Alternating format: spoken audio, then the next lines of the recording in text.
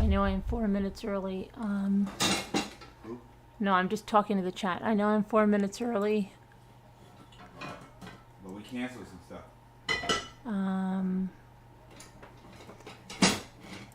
We did get our vegetables. We were going to do the shell thing, but it started to rain, so that's going to have to be tomorrow now. But that'll give us more time to pack the orders tonight. I want the kids out. And I want the kids to be here for some reason.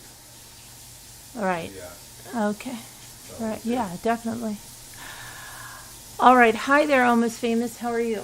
So we'll wait here. We're going to go over this Danielle Redlick stuff. It's kind of, I'm finding myself almost getting back into like Watts mode with Discovery, that I want to keep going through the Discovery and keep hearing another interview and another interview and another interview. And so, yeah, there's quite a lot on here. So, we did get to the nursery, got the plants, but then it started to rain, so I couldn't put them in. I'll do that tomorrow, too. So, this is slated to begin at 6:15. So, hi, Justin. How are you? Are you explaining everything today? I loved you, this and that. All those little trinket things? Yeah, I have to, actually, the thing that Lisa D, all those jelly beans got me, the container that Lisa D sent with all the jelly beans will be really great for that once it's emptied. Because then it'll be a big thing with a bunch of little compartments. That'll be great. For right now, the pill boxes will have to do.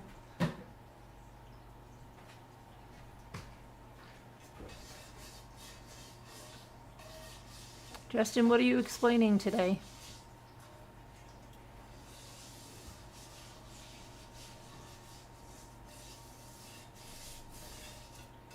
Justin, what are you explaining?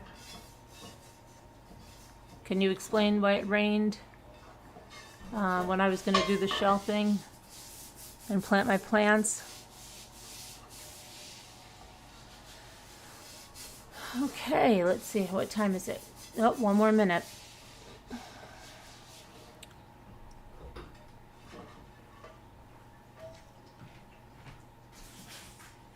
Hi, Snow Remover. How are you doing? I did put 2 poppy napkins in your bundle that I'm sending to you. I have to get anybody else that's saying they didn't get an invoice. Amy, if you can hear me, Amy, I'm going to try to get those out tonight. We have to pack up the shells and stuff and then get a weight on the box. That's what we're waiting for.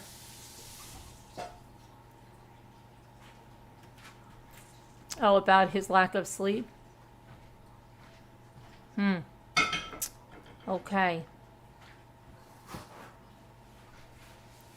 Oh, right. Still have 1 more minute. I don't know why this is going so slow there.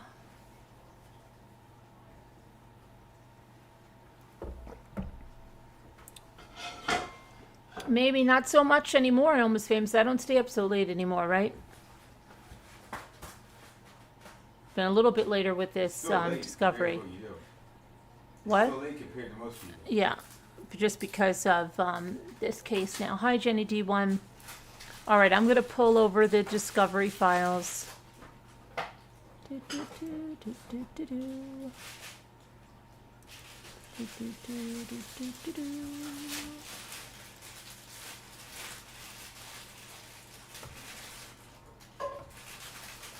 Let's see, we were on Redlick discs, right? I believe that's where we were, Redlick discs. Okay.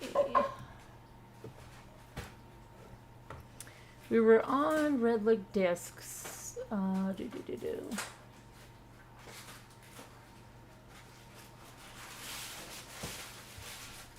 we did disc 9.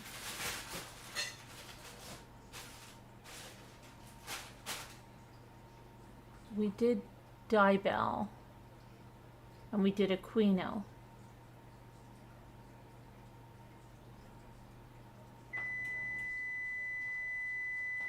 We have Linda Keene, Megan Linn. This is the one. I think I want to do this one. I think this, and these are the two I really want to do, because this is Ashley. This is the woman that's got the kids now, and this Megan Linn is the woman that she asked if she thought her husband was sexy, and then and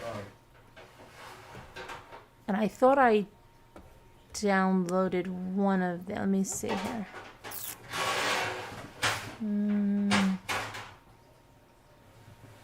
Let me look over here. Thought I downloaded. I have a Quino. Oh, Megan Linn. I do have Megan Linn. Let me.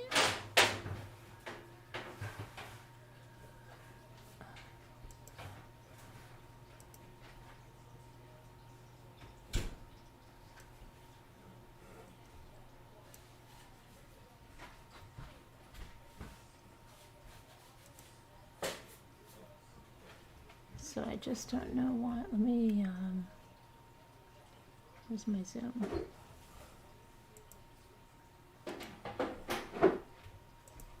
Let me stop that because then I'll get a black background on that. Hold on, I've got, that is, do I have two of those? No, we finished Mr. Aquino. Okay. So we are doing Megan Linn, and I still don't know why. Jimmy, can you figure out why this keeps happening? When I go to full screen, right? Right. It takes it off here and puts it on there, and I cannot, for anything in me, put it back here with full screen. Watch. Full screen. It jumps over here. Then I go to try to pull it. Can't pull it, so you have to bring it to the small screen, and it goes back there. What is up with that? What is that thing right there? This? Yeah, no, next thing over. That's the other way. This? Yeah. That's that's the video. Oh, that's the video. That's the progression of the video. Screen format change. I don't know what that is.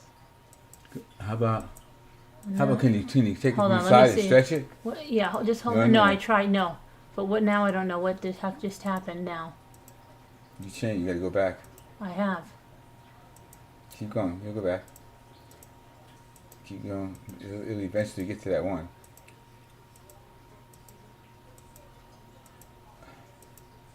How about right click on the top thing there? Just that little area, the gray area there. Right there. Double click on it or something. Right click. That's right click on it, right? Yeah. What do you want me to do? Nothing. Just double click on it.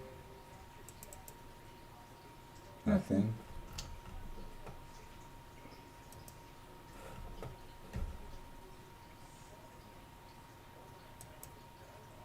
Player screen size. Change them and see what happens. Which one is it on now? Make sure you know. You're on 720 by 500.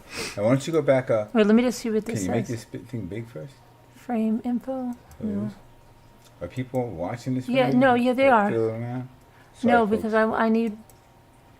because I need to fix something because it. Well, let's just do this. No, thing but first. sometimes One thing it at a time. skips a little bit, Jimmy. All right, So I'm gotta go. trying to. All right, Yeah, I don't know what you're doing. You're going to jump over to something else, honey. all right, And I thought you were going to do this. all right. Click. See, Let now me how are you going to get it back I to the don't know. I'm normal gonna see if I can just pull it Start up it over. again. one? Okay. Sorry, guys. There we go. Now I was just trying to figure out why. Has it always done that? It just wants. No, this is just something brand new. But this is the first time I've ever had these Specco players, whichever. Probably it right there then. So play times 1. What does that mean? Play times 1. Play times play Probably speed. how fast. No, because there's a little bit of a weird thing that happens, and I'd like to know what. And maybe if we back it up a little bit, it might not do that. Let me see. All right, I'm going to mute it, and I'll mute myself, and let's.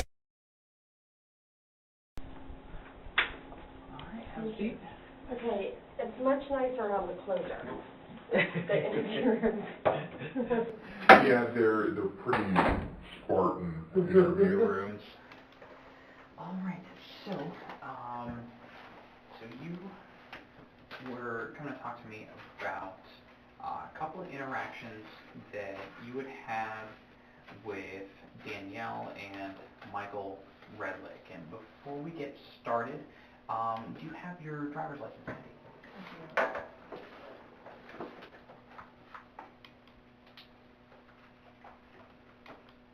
Thank you.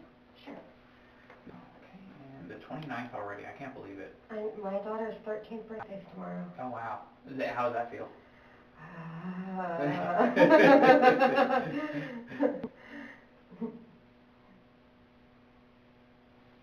And your 8678 Harbor View Drive, Orlando, that's your current address? Mm-hmm. Okay.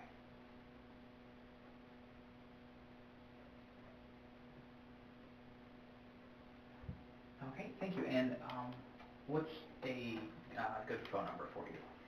It's 407-505-9327. That's my cell phone.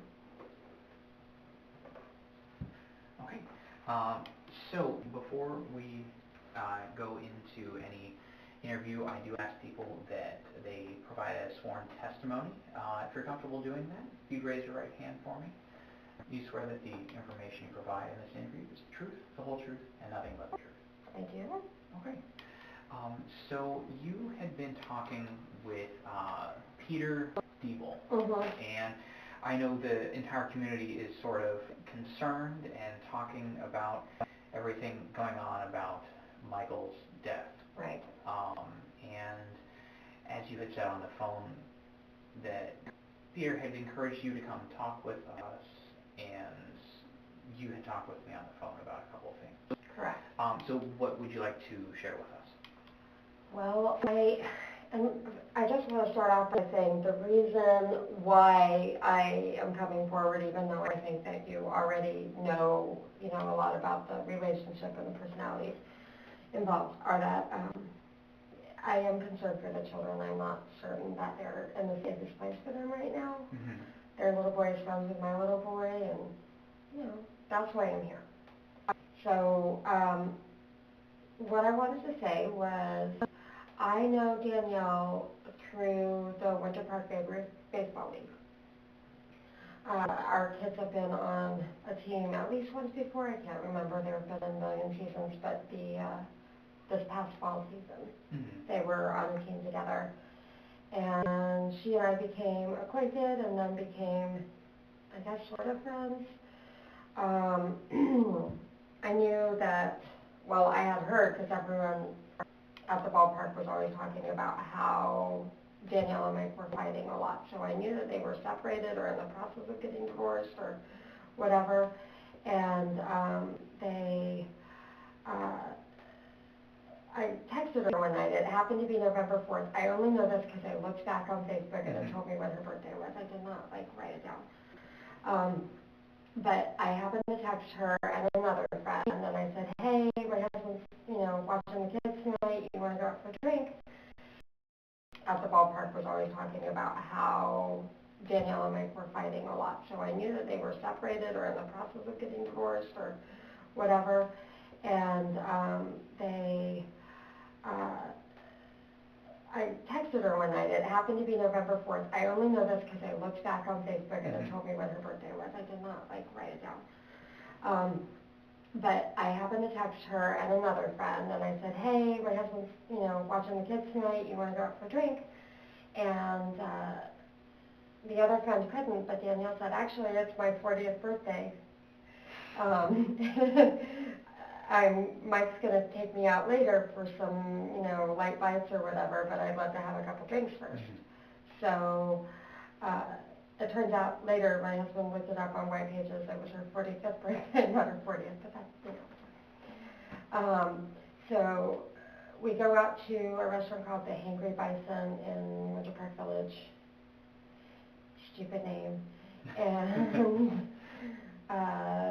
she had a flight of beer, and I had whiskey, and we just talked, and we talked about our husbands, as women do. And the things that stuck out to me, I remember her saying, yeah, I have a temper, I get mad, I've gotten mad and thrown dishes at Mike, which it stuck in my head because I was like, damn, I wanted to punch my husband before, but I've never thrown dishes at him. Right, and she's saying that she has thrown dishes at him in the past during an argument. Correct. Okay. That's what I understood from, our talk. She also asked me if I thought he was sexy, and because I'm very stupid, apparently I said yes. How did you react when she asked that question? I said, yeah, I could see something sexy about him. Which honestly, I could probably see something sexy about everyone. The diplomatic answer. Right. So. Right. Yes. And did she give a reaction after that? Not really, and Okay. we just kind of kept, chatting. At one point, she was in the middle of saying something about Mike, who has always been painted to me as the bad guy by Danielle. Everyone else at the ballpark mostly talks about how their constant fighting was affecting Sawyer, their son, and how that affected him as a player, because all the grown men in Winter Park apparently just want to talk about Little League Baseball, so that's what they've been talking about. So anyway, Mike comes up, he's coming directly behind her, we're sitting outside, I was like, hi Mike! And then he came up, he joined us, I was like, well this is awkward, because we were just talking shit about him. Not me, I don't know him well enough. But he joins us, and we have a couple drinks, or a drink, I can't remember, and some conversation, and then we end up going to somewhere else in Winter Park, some restaurant. So Mike joined you guys while you were still at Hangry Bison? Right. Okay. Right. And you guys ended up going somewhere else? What was that? It was on, across from Trader Joe's, maybe next to Cinco, if Cinco's still there. If I drove by it, I would. If it's very important, I'll drive by it. So on I don't remember. 1792, over there's Chewy's, there's, Yeah, it's on that same side.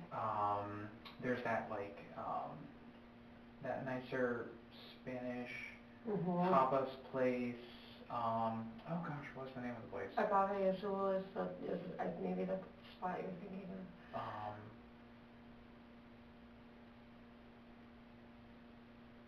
Is it a place that did Asian fusion? Because there's a sushi place that's in there That kind of rings a bell. I just remember when you walk in, there's a bar and there's that that nicer Spanish mm-hmm. tapas place. Oh gosh, what's the name of the place? Agave Azul is maybe the spot you're thinking of.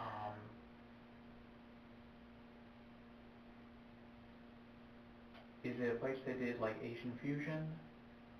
Because there's a sushi place that's in there That kind of rings a bell. I just remember when you walk in, there's a bar, and I think it's possibly a circular bar on the right.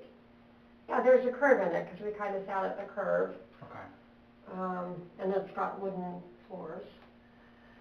Okay, I think, let me look that up. So I've been there before, I'm pretty sure, I just can't remember the name of it. Which is it's not the major sticking point, it just bothers me, I can't think of it.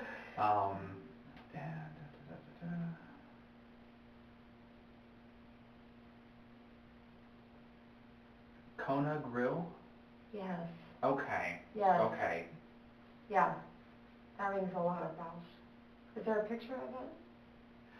Yeah, let me see if I can pull up a street view or something. Yeah, that's it. Okay. Yeah, it's a nice place. Yeah. Yeah, it was a nice place. Mike bought her drinks. And, I don't know, some little plates, appetizer, or whatever. Mm-hmm. And then we ended up going to the porch. at which point it's loud and I feel like maybe there were shots taken. I cannot remember at that point. I'm wearing a unicorn horn that belongs to one of my children. I'm talking to some dude who's wearing a scuba mask and a thing for whatever reason, and then in line for the bathroom. And then Danielle and I go into the bathroom, we pee, we come out of the bathroom, and then she says, again, something about, don't you think Mike is sexy? And I think I said, yeah, I could see it. I mean, I could at that point. Like, nice guy, not bad looking, wealthy, like, I could see it. So, I think I said something else to the scuba guy, so she was a little bit ahead of me. And when I got back to our table, she started screaming at me. I thought it was a joke at first. It's loud in the porch at 1 a.m., if you've ever been there. But like people were turning around to look, and she was screaming that I wanted to fuck Mike, and she. Let me see if I can remember the exact. Just because I can't believe I just said fuck in a police station. I got a little off track there. No, you're fine. Yeah, I wanted to sleep with Mike, you want to fuck him, just like that, until I was like, whoa, she's not joking. And this is as you were walking back to the table you were sitting at? Yeah, like I had just gotten back to the table, and so I was like, okay, I'm out. And I left. I have a jean jacket that I usually wear out, and I was leaving without taking my jacket, and I heard Mike yelling my name, and I turned around, and he brought the jacket to me, and he said something like, I'm so sorry, this happens sometimes when she drinks. And then the one thing that I forgot to mention that I think I forgot to mention this morning when we talked is that while we were still at the Hangry Bison, she said, Mike was a bit older than her, and sometimes he has trouble getting it up. So, and I know, from just hearing things even before Mike's death, that she had told that to many people. Oh, so it wasn't, something that she talked about with not just you as a friend, but some other people as well. Right, like another gathering of baseball moms. She said something about it there. I was gone at that point. This is just what I heard from the other baseball moms. Okay. And we're not besties. Obviously, she does not have a best friend, or she wouldn't have been out with me on her birthday. She would have had somebody else. And when she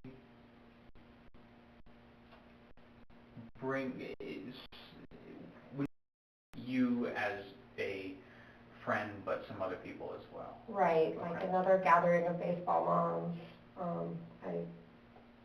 She said something about it there. I was gone at that point. This is just what I heard from the other baseball moms. Okay. And we're not besties. Obviously, she does not have a best friend, or she wouldn't have been out with me on her birthday.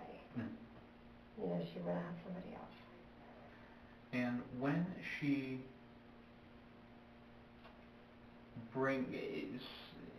would you describe her mood at the porch after she asked that question again, if Mike is sexy?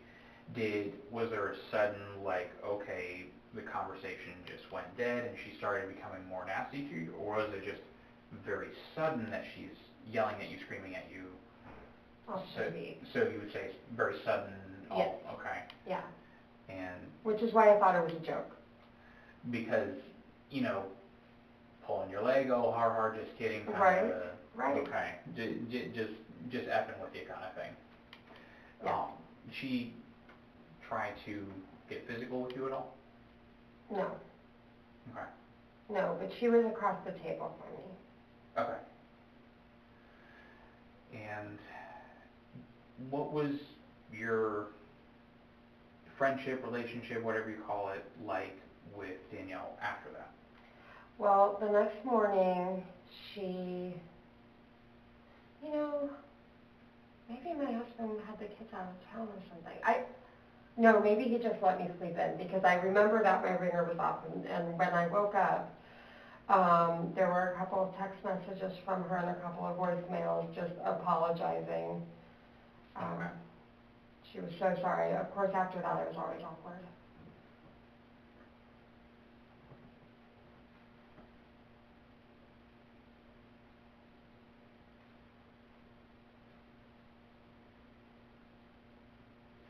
And that was, I believe you told me earlier, because you had looked it up, was November 4th, 2018, is that right? That's right. Okay. Was that like Halloween weekend or something? It was during the week, I think, and she had just been over at my house on Halloween. I think. Oh, okay, so it was the Sunday after Halloween. Okay. It was a Sunday? Yeah. Oh, I'm sorry, Saturday. Okay, that makes more sense. Or, Wait, let me look back at my no, calendar. if it's the 4th, yeah, Sunday. So maybe it was, hold on, I want to tell you the right things. There's no way that the porch was that loud and crowded at 1 in the morning on a Sunday night. Well, I mean, if Rollins College was in session, you know. Well, that's a good point, okay. Let's see. Okay. So she and Mike were over celebrating Halloween in our neighborhood with Sawyer on Wednesday the 31st. And then, okay, I worked on Friday, November 2nd, and on the 3rd. Okay. I remember now, I was knocking on doors for Andrew Gillum on the 3rd for the election. Mm-hmm. I think it was Saturday night. The 3rd? Yes. Okay. That would make sense because of when her birthday is. Right. Is the 3rd. Right. Yeah. Okay. So, and any other interactions between you and Danielle, or you and Mike, or you observing them, that you feel is important for us to be aware of? I mean, I think you already know that they fought a lot. Mm-hmm. I'll also tell you this, but I sincerely don't want you to talk to him, but my son, who is 11, probably spent the night over there, I don't know, 6 times in the last 4 months before this happened. And when we told him that Mr. Mike died, you know, he was sad and crying, and, you know, the next day, and he said, Sawyer's dad was always so funny and nice, and I'll also tell you this, but I sincerely don't want you to talk to him, but my son, who is 11, probably spent the night over there, I don't know, 6 times in the last 4 months before this happened. And when we told him that Mr. Mike died, you know, he was sad and crying, and, you know, the next day, and he said, Sawyer's dad was always so funny and nice, and Sawyer's mom makes bad jokes, but Mr. Mike made funny jokes. Okay, and the next day we're still, you know, he's still processing and we're talking about it, and we said, Grady, did Miss Danielle and Mr. Mike fight a lot? He said, oh, they fought all the time, and Mr. Mike was always really calm, and Miss Danielle was always yelling at him, and we said, oh, and then he said, one time when he was spending the night with another little boy in Sawyer, he said that the fighting was so loud and so long that Jade, Sawyer's older sister, who I think is 15, came up and asked them if they were scared and did she want them to call their parents so they could go home. But apparently it's really fun at Sawyer's house, so Grady was just like, no, dude, I'm cool. We stay here and ride the four-wheeler. Gotcha. Because he's 11. I mean, four-wheeler, it sounds like really cool for an 11-year-old. So. It kind of sounds cool for me, so. Yeah. You know. If we're talking truthful here. Yeah. So. Yeah. Okay.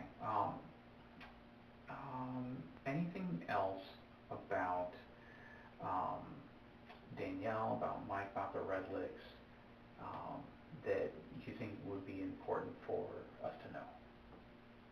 I really think that you have kind of all the other background. I mean, I could tell you the time we were at the Devil's condo at what is it called? New Smyrna. And that I remember this was before I really knew them at all, and I remember my husband pointing them out because she's on the beach and she's standing there in her beige, whatever, linen winter party thing that she was wearing, obviously, I do not know. And he was behind her and kept putting his hand on the small of her back, and she kept, stepping away. And my husband was like, see, this is why Sawyer has some issues, because his parents are having some issues. So stuff like that, which I think you already know. Yeah. And I of course want to stick with things that you witnessed and saw and heard yourself, because that's what we can call testimony. Right. I did have something I'm hoping you can help me with. Okay.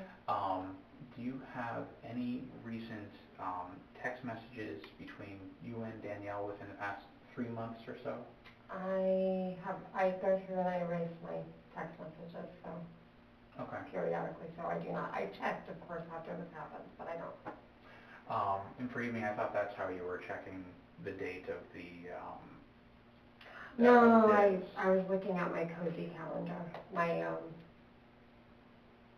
This is how I remembered that I was out knocking on doors for Andrew Gillen. Oh, it's like a personal organizer? Yeah, and calendar my kind of thing? husband and I share it, yeah. Okay. Any more recent messaging or anything between you and Danielle where she talks about her relationship with Mike or anything like that? Well, I had emailed her. This is the part where I feel really two-faced, because I'm here talking to you, but it is because that, I don't believe that she's stable, and I am worried for Sawyer and Jade. Yeah. I did text her before I found out that I think you guys have her phone, and I did email her after that, the same thing. And that's the only written communication I have with her.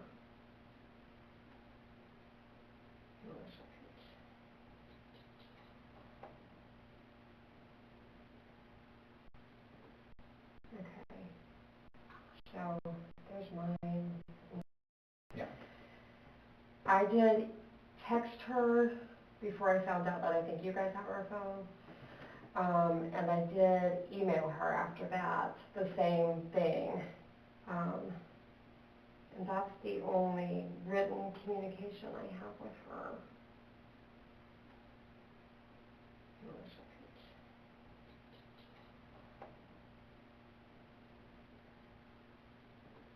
Okay.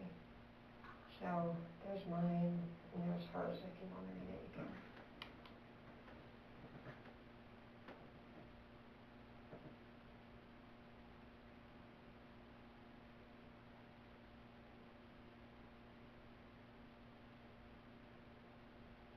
Okay. Just reaching out to them and, yeah.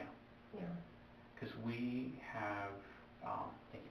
you're welcome. We do have a lot of people that are bringing up the same concerns that you do, which I'm sure is not a surprise to anyone, that, everyone was, had their opinions of Mike and Danielle's relationship, but everyone seems to, hey, despite all that, we are worried about these kids, and frankly, we are too.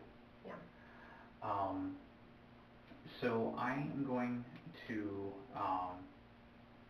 share an observation of mine Okay. that has to stay here. Okay. And frankly, if it goes somewhere else, you could get yourself into legal trouble. Oh, well, no, thank you. Right. So I just want you to understand the seriousness of me sharing some information, but I think there is a benefit to it. Okay. I am aware of text messaging between yourself and Danielle as recent as, I believe it was January 1st. Okay. The contents of that text message conversation, they're not available to me. Okay. So if you have a way for me to recover that or observe that, that would help us. I feel like once they're gone, they're gone. Isn't that the thing, like the data gets overwritten? It may. But it was probably about the boys in the spend night. Okay. Because I don't think we, after that awkward end to our night out, Okay. we didn't really. So you, as far as texting goes, because it was specific to texting, Right. there wasn't any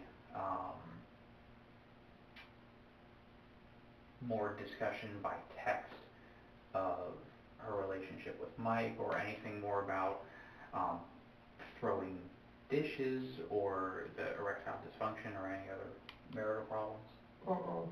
No. Okay. No. And you don't have those records anymore on your phone? No, this is all I have is me, reaching out to her, the same email I sent her. Okay, gotcha.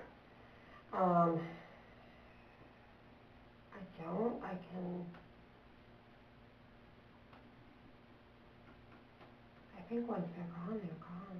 And I think you're right, which is fine.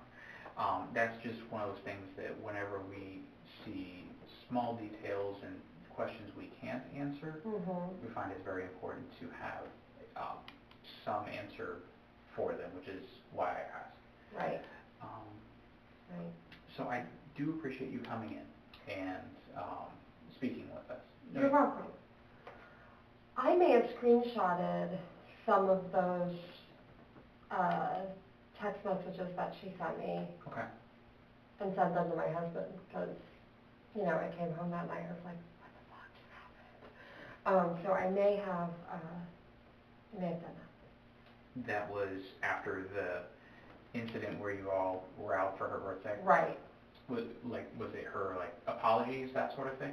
Her apologies, but, God, it was long. There's a long wall of text. Something like, sometimes I get like this, and something about how she feels about Mike, I feel like. In hindsight, this is valuable. Nice. Let me ask him, he's out of town, but I'm going to ask him to look through. He never erases anything. So if I screenshotted it, then he has it. So it could either be on his camera roll or in his chat between you two somewhere. Right. Probably in his chat. Although, speaking of camera rolls, if you don't mind. No, of course.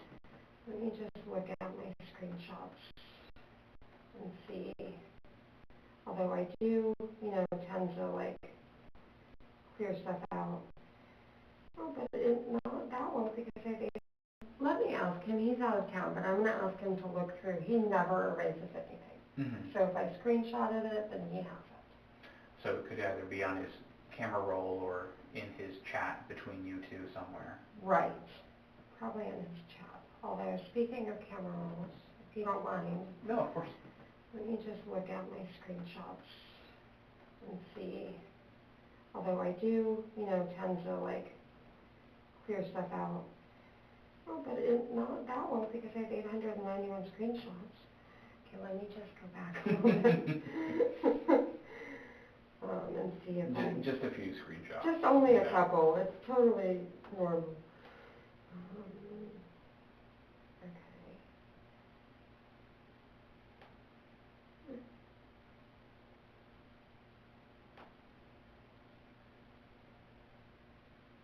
Let me see if I can see a date on this. 8/16/2018. Okay, I probably have to go through and flip through each of one of these individually. Glad I saved that text message about night shift needing help. Every once in a while I have to look through my camera roll and I'm like, why the heck do I still have I this? know, right?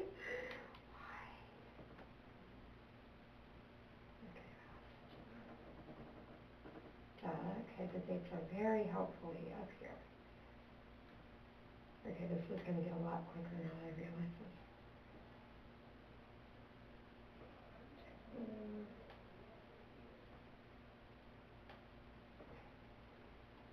Turner. Something about my pants. Okay, none of this seems.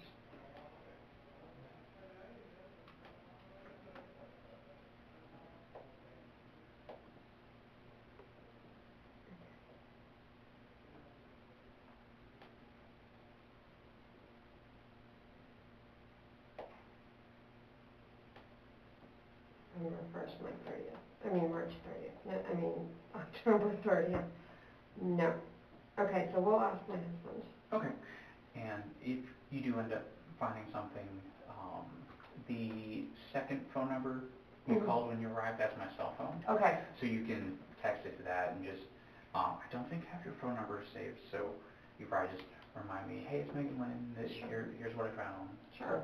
But I do appreciate you coming by and talking with us. Yeah. And, is there anything else you wanted to add to our conversation? I don't think so. Did you only today become aware of my name, or you knew who I was because of text messages? I had seen your name before, but as far as your interactions with Mike and Danielle, I wasn't aware of any of their substance. Yeah. So. Okay, I was just curious. No, of course. Do you have any questions about how it really is on a labor and delivery floor? Ask me. Different from TV. I'm glad I do what I do and you do what you do. Yeah. Because I don't think I could handle that. I don't think I could handle your job either. That worked out good. Yeah. Well, thank you, and I hope that something's worked out for the kids soon, because... Us too. Absolutely. Oh, Here's something that just occurred to me. I'm bringing them dinner tonight. You're having Bringing dinner Danielle and, no, I'm bringing bringing them them dinner. Okay, got it. Yeah. But I feel, my husband was like, don't go over there alone, but I feel like it's okay. I don't see a reason why not. Okay. And if nothing else, you get a chance to see the kids and check in with them. Yeah. Yeah. Okay. Yeah. Thank you.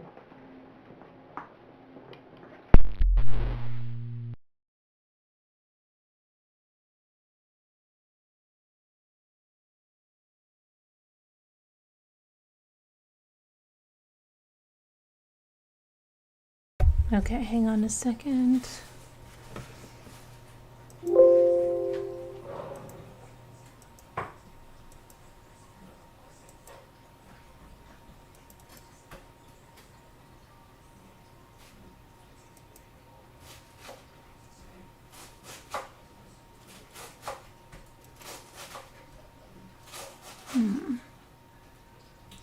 Okay, once.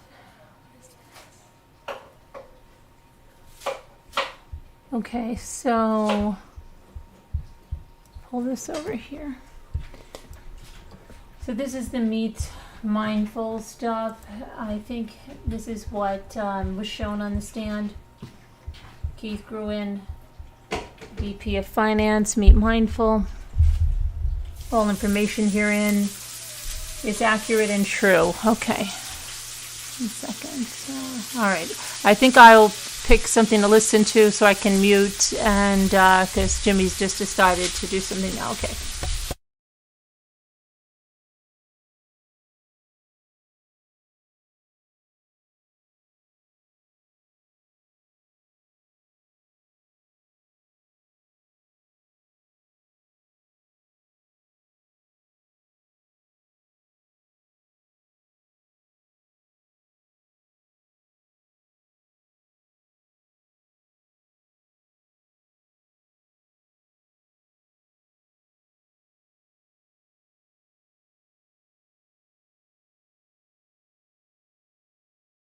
Hang on, I'm just going to get the interview with Ashley, who's Mary Meyer's mother. I'm just going to get that up. Okay.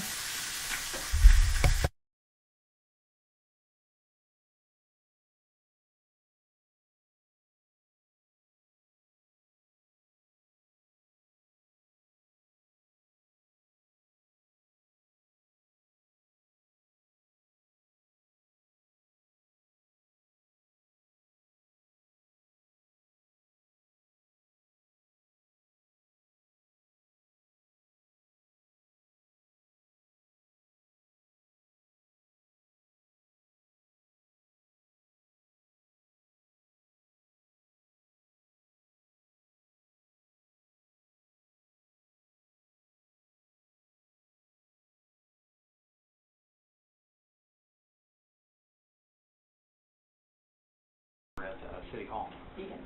Oh, okay. Maybe I don't know. That was really old. Yeah, Long time I mean, ago. City Hall is pretty old, but. Okay. So first, I'm just gonna ask, for your, like, your information. Yeah. Just so we have it. So, it's Ashley? Yes. Is it E-Y? Yep, I have a card. My Okay. last name is crazy spelled, and you did misspell it that day, but I'm sorry. I actually, no, was I so, had like, adrenaline. Right, And I right. didn't want to correct you because I was like, it doesn't even matter. Okay. So there's my card where I work and stuff. Okay. Is it Hedrick? Hydric. Hydrick, okay. Hedrick. Yeah, and I listened to your voicemail, and I still spelled it wrong. I was like, is it Hedrick? or No, it's hard to Hydrick? spell. Okay, it's okay. What's your date of birth? 2/12/77. And is this your phone number here? Is that, My yeah? cell phone's on there, yeah. Okay, phone is from Don't have a home phone 2, anymore. 3, 4, 6, Me either. 2, 5, 2. It's like something you pay for I but do, I never actually use. do have it, I have to have it, but I don't even have a telephone. Oh. That's, my old job, we had to have it too, when I worked for the phone company, and I was like, what, nobody ever uses it. I know. Okay, so we're here, you had come up to me on Friday, you said that you wanted to talk to me, about the Redlichs, and, from what I understand is you're Jaden's best friend's mother. Right, Okay, and what's your daughter's name? Mary. Okay. And you. Actually, she has a different last name, if you want to write it. Okay. Meyer, M-E-I-E-R. M-E-I-E-R. Also hard to spell. Meyer, okay. And you guys, what's your address? 2925 Chantilly Ave. Okay, Winter Park, yeah. okay. And that's right over the next street after ABC. You know, on Grace. Right. Right. Okay. So I understand, that you wanna talk to us about, what's going on with the Redlichs. I just want you to know up front, this is an open investigation, so there's very limited information that I can share. But I know that, I understand that Jaden, Redlich stays with you Mm-hmm, a lot. yeah. Okay. So, go ahead. Okay, so I just felt like, I know it's an active investigation, and I felt like it was my civic duty just to kind of report what I've witnessed over the last few years, and, I kind of go back and forth between my love for Jade and my love for Jade's future self, and saying anything negative, because she still, hopes and prays that her mom, everything would happen how her mom says it. And so I'm just going to tell you what I think, or not I think, but that Jade, so over the last, let's see, they are sophomores, I guess, became friends in 8th grade. Okay. And Jade's slept at my house a lot. Mary has slept over there maybe in those 3 years 10 times.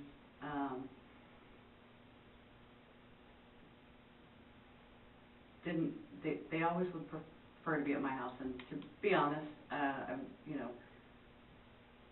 have a tiny house compared to their beautiful one. And I always just found it strange, and I just kind of questioned Mary about it and said, their parents don't get along, and, I know at one point they were separated, and at that point, Danielle, who I briefly talked to, just kind of because our kids are,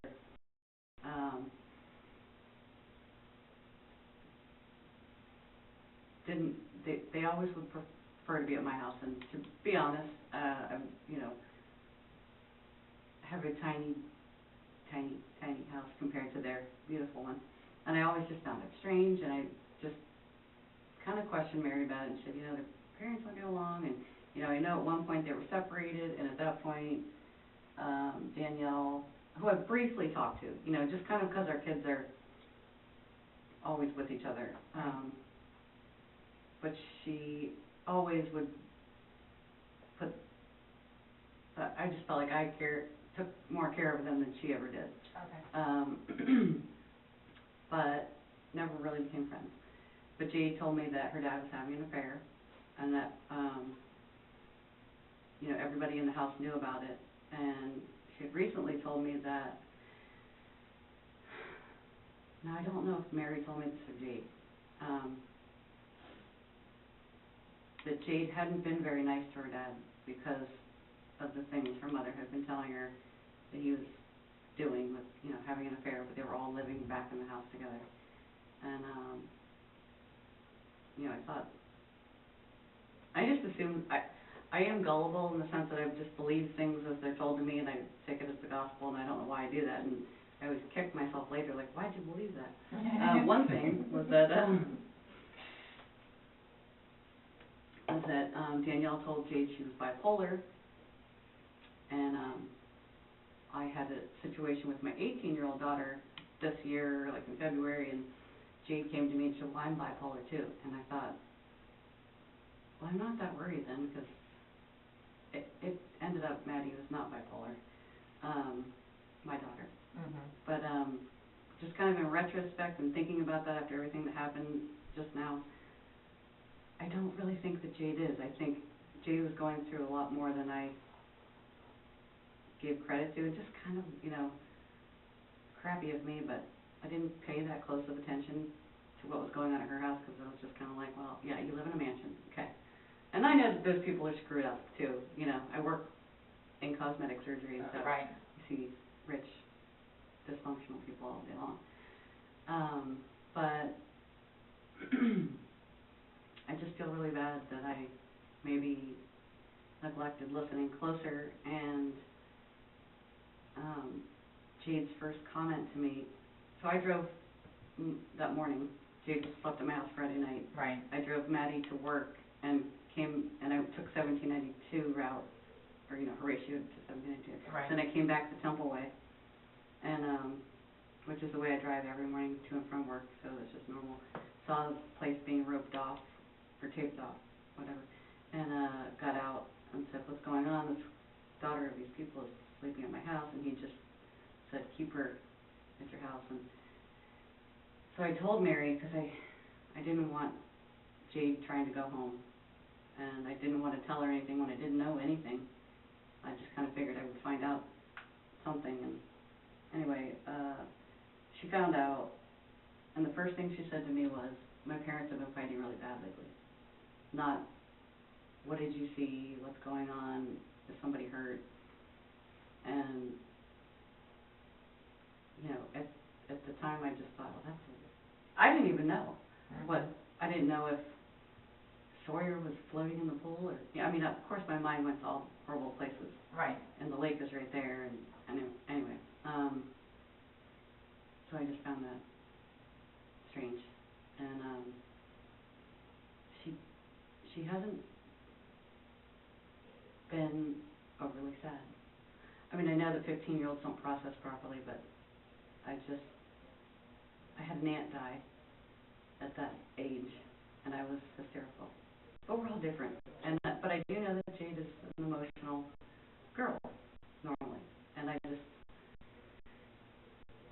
think I don't know what. Kids need counseling. She went back to school today, so I was very glad about that. Right. I think that's the healthiest place for her to be. and Grandpa who were clearly fighting that day when I saw you. Okay, so I just want to go back a little bit. Okay. Okay, so they've known, Mary and Jaden have known each other since 8th grade.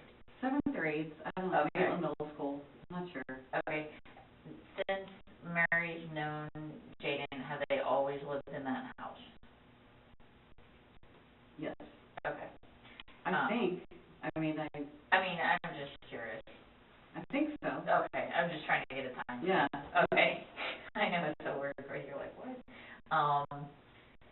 The other thing is, do you know, okay, so let's move forward. You said something about Mike having an affair. Mm-hmm. Do you know when that happened? Is there any time reference that you remember that going on? Since Mary's known Jaden, have they always lived in that house? Yes. Okay. I think, I'm just curious. I think so. Okay, I'm just trying to get a time. Yeah. Okay, I know it's so weird, but you're like, what? The other thing is, do you know, okay, so let's move forward. You said something about Mike having an affair. Mm-hmm. Do you know when that happened? Is there any time reference that you remember that going on? I know it was about a year ago that I had a conversation with Danielle, and she said she was trying to go back to school because they were going to divorce, and she wanted to be able to support herself. Mm-hmm. And it was shortly after that, and Danielle did not tell me that. Jade told us that. Okay.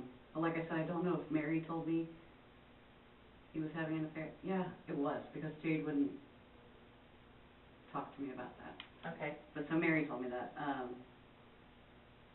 and that, like, everybody in the house knew about it, but they had just agreed that they were gonna continue living together and like that. Okay. And, did you mention that they had split up at one point, or no? Yeah. Okay, and do you know when they got back together? I just remember dropping Jade off one day and saying, "Oh, your dad's back," and she said, "Yeah." Okay. And, did Jaden say anything about her relationship with her parents or anything like that? Or did you get any of that from Mary, or? Jade, we have picked Jade up at her house more than twice. We've gone over there to get her when her mom told her to get out,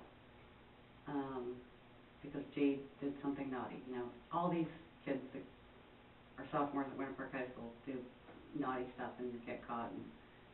But I have never told any of my 3 daughters to get out of the house, and so I'm appalled by that. And so I've told Jade long before this happened, if you ever need to come to a place, you come here. So one time, after a hurricane, I don't know which, there were tons of trees all over Temple, like dangerous for a long time because things were so bad. I don't know, was it Irma? I don't remember. I think it was Irma. So, most recent one? No, Or I think it was the one where you had to come in. Was that Irma? it was Matthew and then Irma. I think it was Irma. And Irma was the most recent one. Yeah, I think it was Yeah, I think Irma, it was because Irma. there were huge trees down for a long time. And they started walking to my house through those trees, and I came and got them and screamed at them and said, "You don't ever walk around down trees." And, you know, they were walking out onto Temple to avoid trees and stuff. And so, you know, just bad judgment. And When you say they, is it her or her and your daughter, or? I'm sorry, Jade started walking to Okay, our house, and we went and got her halfway down, and I'm like, "You don't ever walk around this dangerous stuff." And Right. And was that because of an issue that was going on at the them house? having a fight, the mom and Jade. Okay. So, based on what you know, what was Jaden's relationship with her mom? Or what Rocky. is her relationship? Rocky. Mhm. Okay, and has that always been like that? Or just because now she's a teenager? I didn't know her before that. Okay. But since I've Oh, known since them, 8th grade or whatever. it's been rocky. Okay. And then, has she ever mentioned anything about her relationship with her father? You know, my opinion of what I've heard from them, which is all I can, you know, when you're Right. not paying attention, is that he was a jerk. Okay. That Jade's been really mad at him for the last year. Okay. And do you think that has to do with the affair? I think so. Okay. I mean, that was my impression. Okay. You know, now I wish I had listened more intently, but It's okay. I didn't. And then, when she said that her parents were fighting really bad, what did she mean by that? Like verbal or physical? I don't know. I literally, I was in my living room. I just found out that Mary had told her anyway, even though, you know, she did wait several hours, which I guess for a teenage girl is good. But I told. And then, when she said that her parents were fighting really bad, what did she mean by that? Like verbal or physical? I don't know. I literally, I was in my living room. I just found out that Mary had told her anyway, even though, you know, she did wait several hours, which I guess for a teenage girl is good. But Jade walked out, and I said, you know, sorry about what's going on at your house, but just stay here for a while, and I'll take you guys to do something if you want. And she said, my parents have been fighting really bad lately.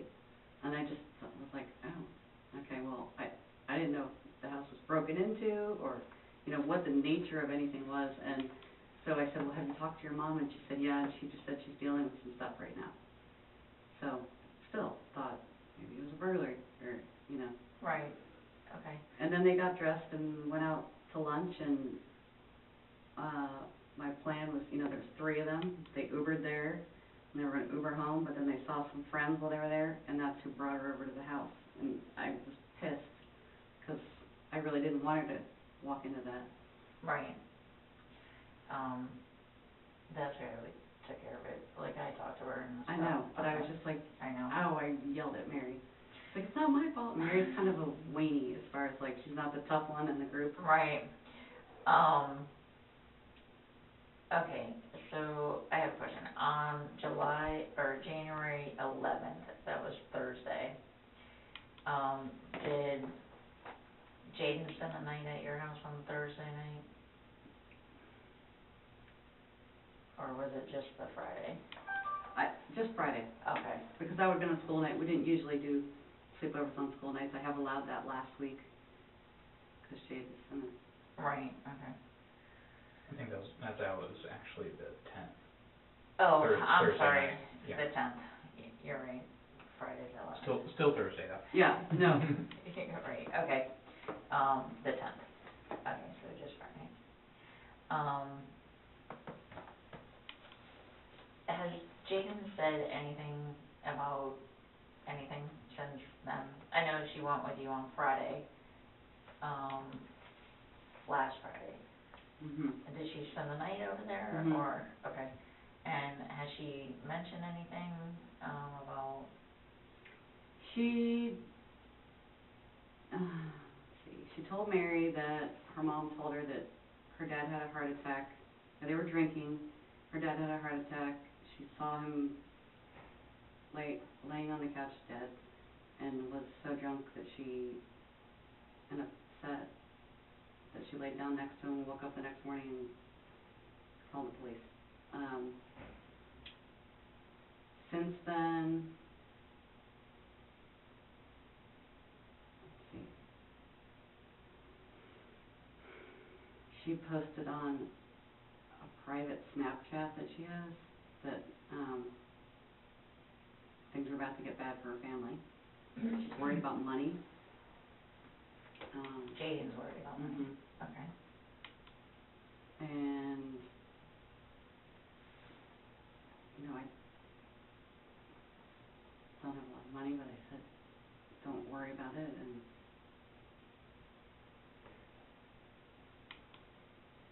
that's all I know, really. I'm trying not to poke and prod at her, Right. because I know everybody's doing it, but I did have a sit-down with her where I told her, you know, hypothetically speaking, because I don't want to upset her and alert her to, you know, she's already, both the kids have been bullied with stuff, like, that's just normal. Right. But, I told her if it came down to it, that I was willing to have her and her brother,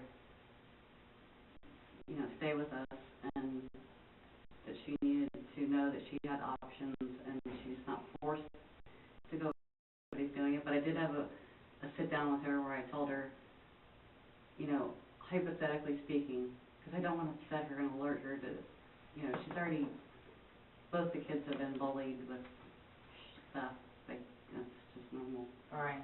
But, I told her if it came down to it, that I was willing to have her and her brother, you know, stay with us, and that she needed to know that she had options, and she's not forced to go with her grandfather just because that's the only person around here, and that she had rights as a 15-year-old, which I then researched she really does not. But at least to feel empowered is good, and I don't want her to just, you know, she's a people pleaser, and I don't want to see her get worse, you know, worse than things are going to be, which would, I think, be going with her grandfather to Ohio would be bad mentally for her. Okay. Because she hasn't grown up with him. Right. You know. Have you ever seen any bruises or anything like that on Jaden? No. Okay. And has she ever disclosed any physical abuse to her? Mary has told me that her mom has pushed her. Okay. But I don't remember enough details about that to talk about it. Okay, that's fine. But other than that, no. Has she said anything to you about her parents being physical towards each other? No. Okay. I've heard that from people, but not from Jade. Okay.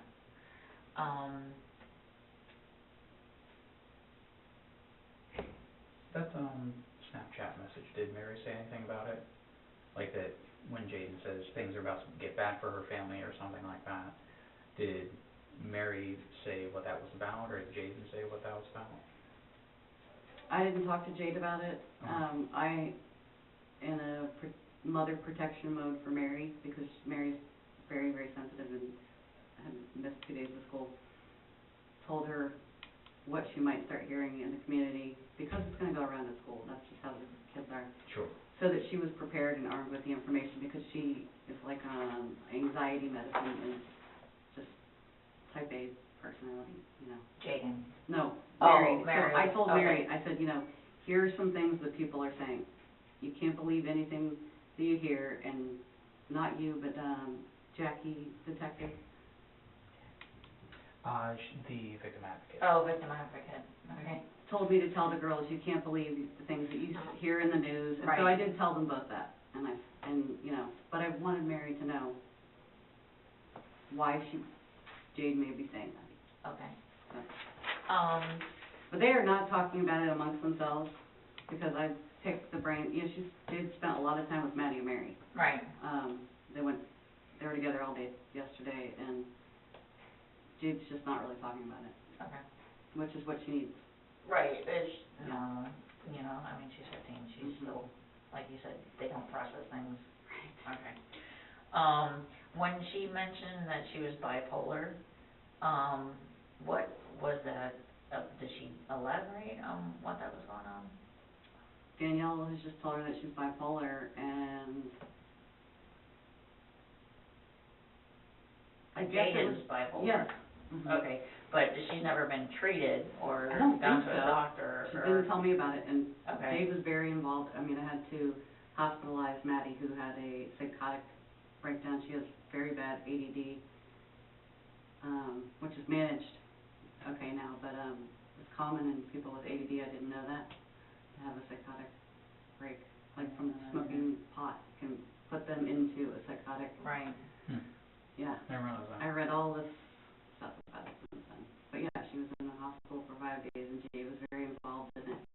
Or didn't tell me about it, and Okay. Dave was very involved. I mean, I had to hospitalize Maddie, who had a psychotic breakdown. She has very bad ADD,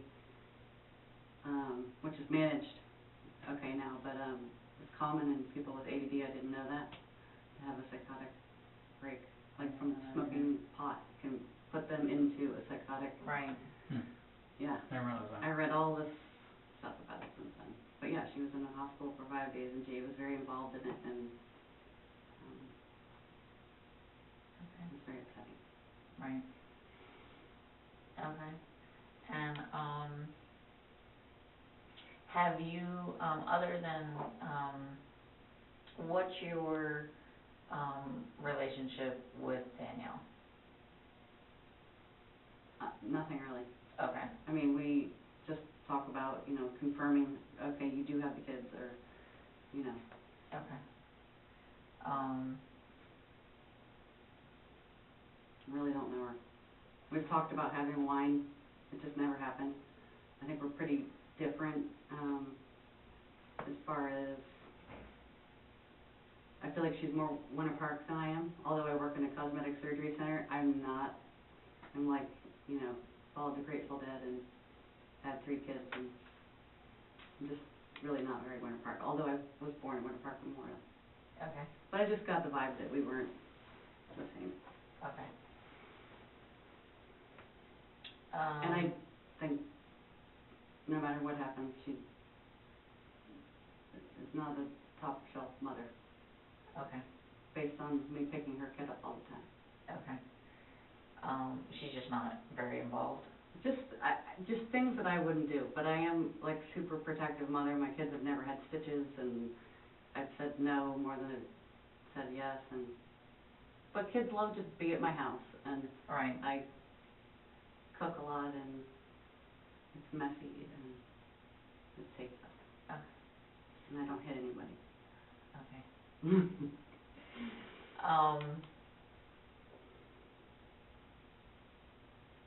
How about, Mike?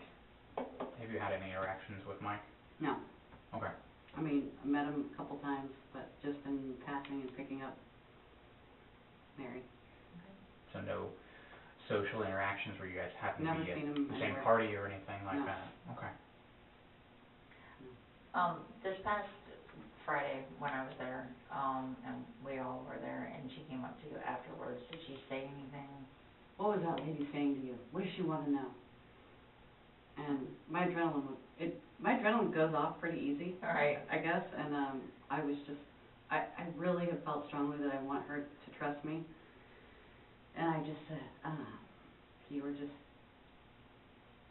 asking me about, I forget what I said, it was something, not totally true. Just something to blow her off about it and make her feel like I wasn't saying, I need to talk to you. Right. And not that I'm telling you anything that crazy, but I just felt like I can't sleep at night if Jade gets sent to Ohio or sent to the Department of Children and Families, and I didn't at least relay the tiny bit of information that I know. Okay. But, Right. But that's the only thing that she... yes, she was pissed that I had talked to you. Okay. And that you, look what you guys are trying to do to her, and she might lose her kids. And she was, like, rude to her father, who I've never met.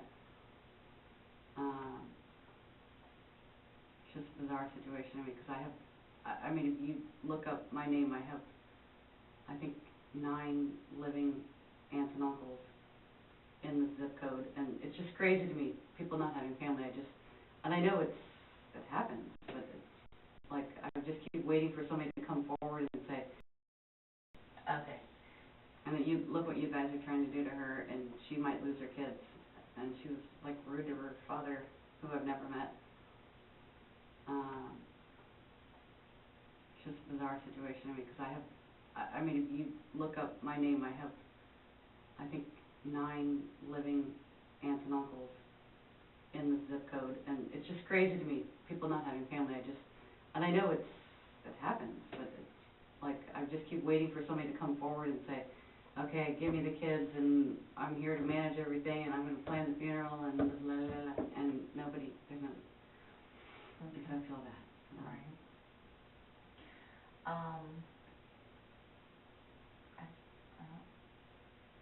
On those occasions when you have to go pick up Jade, when she's, this is when she's getting, like, kicked out of the house because she's gotten in trouble or something,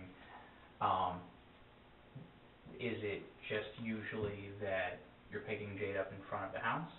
Yes, I don't go in. I don't. Okay, And we carpooled for a while, and so that's like kind of my thing, is that I just pull in and back up, and she comes out, and we go. And during those interactions, has there been any time when either Mike or Danielle were outside as well? Never with came you? out. No. So there wasn't any sort of, like I suppose a sitcom you would see, you know, the teenage daughter throwing a tantrum and the mom yelling from the front door, nothing like that? No, I would talk to the teenagers. They would probably know more. I mean, not that they've told me that, but, you know, Mary has said to me, I'm so glad you're not like Jade's mom. She's just so mean to her. And, you know, I just thought, maybe she's more of a disciplinarian than I am, but now, I don't know.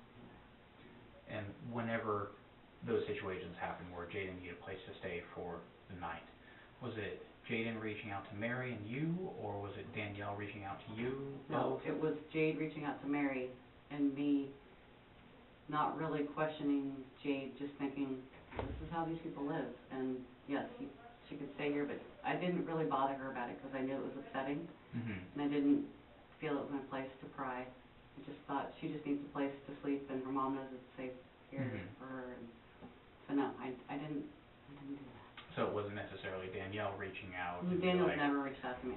No. About her staying over? No. Okay. So it was frequent enough that Jade would stay at your house? Yeah, and I'm not saying that every time she stayed it was... Right, of course. But yes, frequently she stays with. Okay. And, when Mary spent the night like before, when she had spent the night at Jade's house, did she say anything other than, I'm glad we're staying here, or, you know, anything? She didn't like it. She got bad vibes there, and she has had me kind of fib to say, you're not allowed. Okay. Which is not, I don't feel like that's bad parenting, but that's, you know, if Mary feels uncomfortable, I don't want her to go. Right, And of I'm course. fine with her blaming it on me. I've always told them if there's a party and you don't want to go, you can say, my bitch mother won't let me go. Yeah, So right. you don't seem like a dork. Exactly. My 24-year-old went to her first party at 21, and I was like, you are a nerd. But I just, yeah. Okay. And you had mentioned before that at one time, like, she had done something naughty. Jade? Yeah, Jade. Yeah. What? She's done several things that were bad, like went to the beach with some kids, and their mom didn't know it. And Mary's like, can you please Uber Jade home? I'm like, from the beach. Exactly. My 24-year-old went to her first party at 21, and I was like, you are a nerd. But I just, yeah. Okay. And you had mentioned before that at one time, like, she had done something naughty. Jade? Yeah, Jade. Yeah. What? She's done several things that were bad, like went to the beach with some kids, and their mom didn't know it. And Mary's like, can you please Uber Jade home? I'm like, from the beach? No. She used to call her mother. So, you know, I think she got in trouble on that. They used to always say they were going to Park Ave. I think this was, they're sophomores now. I think like the summer between 8th and 9th, and they'd say they were going to Park Ave, but then we found out they were like going to people's houses and stuff, and I think she got caught in that. She got caught, you know, being somewhere with some boys once. All the things that are just kind of typical that all the other kids are doing too. Okay. So nothing like... You just don't throw your kid out because of that. You take their phone and make them sit there with you. It's just even worse. So, Okay. I mean, those are the kinds of things that she did. I'm sure there's other things, but nothing like crazy. Okay.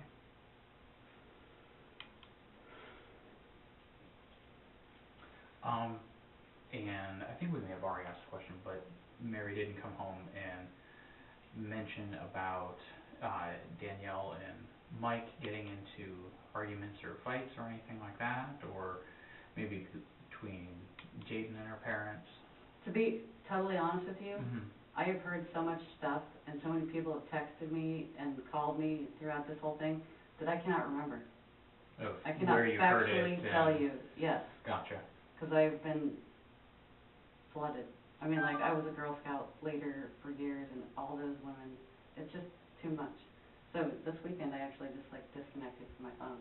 Even though I take calls from my doctor, I would just make sure it wasn't, but it's overwhelming. What are you hearing lately?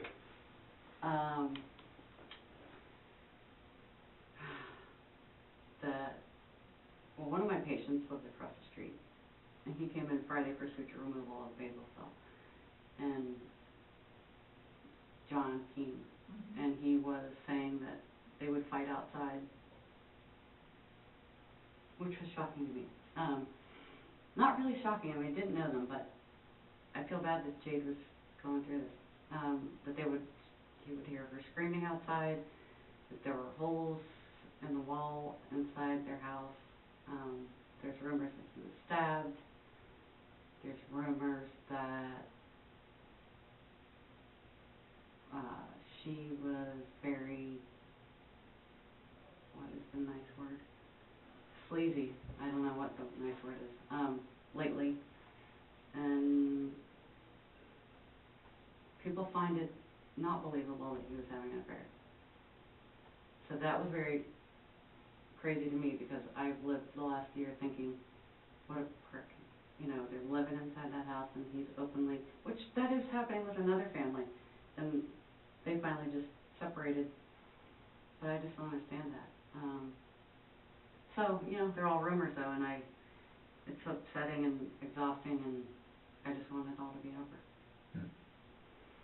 I was curious because we're giving out no information because of how sensitive it is, and that's also a bit of a standard procedure with us.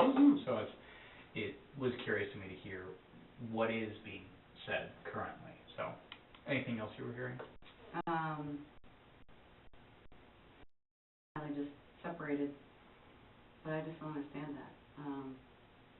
So, you know, they're all rumors though, and it's upsetting and exhausting, and I just want it all to be over. I was curious because we're giving out no information because of how sensitive it is, and that's also a bit of a standard procedure with us.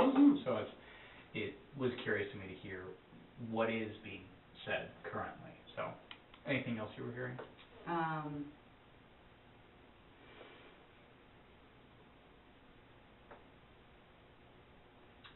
I heard that he did have an affair when they were separated. That he admitted that, and that Danielle knew that, but it was kind of a one-time thing while they were not together. She told somebody she was on some kind of dating website. I don't know which one. Those are the things that I've heard. All very upsetting. So, yeah, that's what I hate though, is that who knows what the original source is. It's like the game Telephone, where the story changes by the time it gets to the end, and I'm just like telling my girls, I'm like, just don't listen to anything. Hopefully it turns out for the best, and we'll see. Well, is there anything else that you felt was important to share with us that we just didn't ask the right question? No, but I think that is a good question. John Keene felt like when he was originally interviewed, nobody asked him that, and I thought, oh, that's a good point to point out to them, that you should say that question. Is there anything? Is there anything else that we haven't asked that we might have missed? No, I just,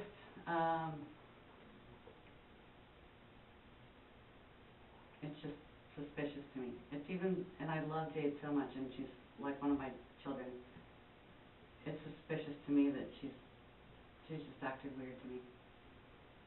Not like my kids would. Okay. So, I mean, that's all I really have to compare it to. Okay. And I've got 3 of them, and one's super emotional, and the other 2 aren't. So, Okay. I still. like the way she's reacting to the whole situation is just odd. Mhm. Okay. She hasn't been really upset. But, you know, she's maybe in shock. We all react differently. Right. That's it. All right. Okay. Okay. Do you mind if you just raise your right hand? Do you swear? Yeah. Do you I swear- work in I know, it's ophthalmology, okay. and I'm always like, wait, which one's my right? It's a long day. Do you swear that everything that you said today is true, nothing but the truth? I do. Okay. Thanks for coming in. Thank you. I'll walk you out, so you don't get lost in the hallways. Okay.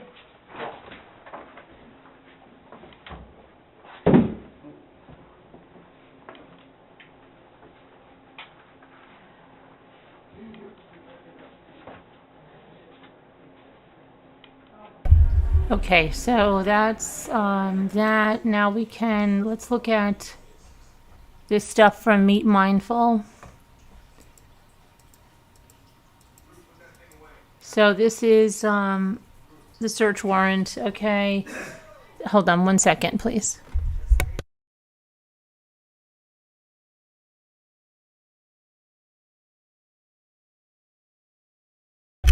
Okay. So this is Meet Mindful, data and property provided in completion with this search warrant from the Winter Park Police Department. Again, we were saying this is Keith Gruen, VP, Finance, Meet Mindful. Meet Mindful is the dating app that she was on there. So this, I believe, was shown in court the other day. We were only able to find one user record associated with the names and emails provided, user ID, and they give that. Data was pulled on January 14th, which was 2 days after the 911 call. Any information without data is a field that has not been entered into our database. We have no answer or information on the user in regards to that question or database field. The following information is a direct export from our user database, including all basic information provided by the user ascertained during the registration process. First name, Danielle. Last name, she left blank. Username, Dan Drohan. Drohan is her maiden name. Jaden is, let me see. At that time, she was 15. She was born in 2003. Okay, so let's see. Birth date 11/3/1973, city Orlando, state Florida, Orlando, Florida. Sex, she left blank. Dating status, separated, she said. Sex, interested in, she didn't put anything. Height, 6'6". That doesn't even make sense. She's not 6'6". Last active on the 13th, a day after the 911 call. Password digest, authentication, she created this account on December 5th, updated last January 13th. Status 2, active, not deleted or blocked. Okay, search preference 30, within 30 miles maybe. Age minimum, she was looking for someone as young as 31 years old. Remember, she was 45. To the max, 55 years old. She didn't put anything about children, education, or religion. And then search preferences, drugs. She would allow never did them, outgrew them, or 420. I think we know what 420 is. Search preference, alcohol, nothing was entered. Cigarettes, nothing was entered. This is all canceled at Facebook access, nothing like that. Okay, local match count 169 was how many matches fit her preferences based on search preferences. Whitelisted, false. This is 204 for profile, a score that's used by the app to measure profile completeness. Locale ID, nothing. Promotional status, nothing. Promotional count, nothing. Referral code, nothing. Search preference, mindful living practices, nothing. Needs moderation, false. Okay, nothing in relation to diet. She put time zone, America, New York. Time, became active on 12/5/2019. And let's see here. So let's see. Nothing there, nothing there. I'm trying to see. Religion, region. Okay. Now let's see. Social, perceived. It shows like 21 users were liked by her, 28 users were hidden, 26 were favorited, 201 hide count, action count 276. She sent 17, user sent 17 messages, user received 20 messages. Let's see. Favorites received 21, hidings received, somebody hit her 28 times. Some people hit her 28 people hit her, and she got 21 favorites. Hiding sent 202. Let's see. Okay, so this is her profile information. Below is the publicly available information from the user's profile. Goal, practice, custom, I never stop exploring. Facets, giver nature, bound, intellectual, empathetic. MLP, volunteering, custom. I volunteer with the Orange County Environmental Protection Department and the mustard seed regularly. Gotta give. MLP, self-development, custom experiences, books, people, pain, joy, love, tragedy, victory, loss, awareness. Living practice intensity 3, self-selected, rating of how mindful the user is, scale of 1 through 5. Ask me anything, she says. Career, communications, media. Description, I love being inspired and also being the inspiration if and when I can. I believe I have a heart, true north, but admit I get as lost as any of us at times trying to get there. But it's okay to be in the lost and found space. It makes the life I really enjoy, the outdoors, anything ocean, particular preference for West Coast and all things nature except maybe snakes. I love adventure, laughing, dining out, especially seaside or patio, and just stopping to smell the flowers. Looking for down-to-earth, kind of deep would be interesting, passionate, zest for life type guy with sense of humor to spend time with, and hopefully shares same definition on love. Also, not going to lie, love the whole Romeo-Juliet fairy tale, but I keep it real. I think having a real, meaningful, and strong connection is what I mean, appeals to me. And then Yoga Custom says Monday and Wednesday evenings, all about the flow and especially moving stuck energies. Spirituality Custom, as a humbling and divine truth, I am a spiritual being having a human experience, not the other way around. I get that now. Education, she put bachelor's degree. Physical activity daily. Alcohol socially. Drugs, never. Cigarettes, never. Diet, healthy. Enneagram enthusiast. Zodiac Scorpio. Children, yes. At home, full time. Deal breakers, drugs, smoking, polyamory. Imperfection. Sometimes I'm too self-conscious, overly concerned about my hair and the way I look. Bad habit, insecurity. I probably picked up from my mother, but I own it, and I know it can be annoying. However, learning to accept myself and understand it's not even 1/4 about looks. Passions, social good, equality, and having something sacred. Activities, in nature, playful with my children and dogs, soaking in lavender baths, picnicking anywhere oceanside for sure. Mindful living practice custom, being present as much as possible, letting go and surrendering to the chaos as a practice because it's not easy or intuitive, but when you do, peace arrives in time. Having compassion for others and Mother Earth, and just plain old taking care in this life. MLP, organic custom. I try to eat clean. Oh no, another clean eater, right? That's never good in true crime. organic, healthy, but do have splurge, guilty, comfort, pleasure foods, days too. Moderation, of course, and balance. MLP, fitness customs, love, exercise, yoga, gym, hiking, biking, walking, recently discovered circuit training, and TRX, good stuff.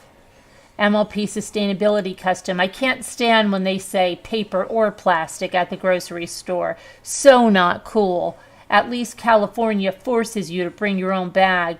My business is environmental and sustainable development. Her business? What business? So my middle name is Green Living. What business? MLP meditation custom. Every other morning and sometimes in traffic. Mindful living practices, spirituality, self-development, meditation, yoga, sustainability, volunteering, fitness, organic, relationship types, dating, friendship, long-term relationship. The following photos are the complete set of photos that were uploaded to Meet Mindful for this user. So she uploads this to a dating site. And this one. With this hair across her mouth, and puts her son on the dating site. Nice.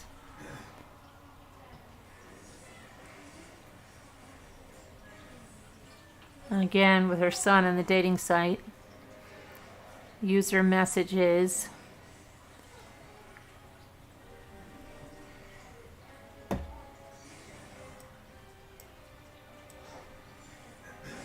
I'm hoping the iPhone doesn't come out for at least a little bit. I would like to see some of you pictures. Have seen the movie Bird Box. Canoeing down rapids blindfolded is not realistic, although I saw a story of a blind man who kayaks whitewater, so I guess anything is possible. I had a usual busy day today. Hope yours was exciting. I'm hoping the iPhone, okay, this is again saying this, same question, okay. That's great and no misunderstandings. I was just getting a little insight. It's so automatic for me to grab my camera when headed out on any adventure, but that's part of what I do for work, so it's natural. I do thank myself sometimes, though, when I look back at some of the California coast shots I have. I just say, wow, I was there. However, I do a lot outdoors for fitness, so no camera when that's the goal. And for our hike, I will be camera-free. Now, this is her talking, except maybe an iPhone in case you're really bad company. Totally joking. I say that easily because I don't imagine that would happen based on our conversation so far in the little green text box. I already see you have a sense of humor. Good thing, because yes, I miss the Christmas decorations already. Have a great day. So if this is her, because that's part of what she does for work, what work does she do? What work does she do?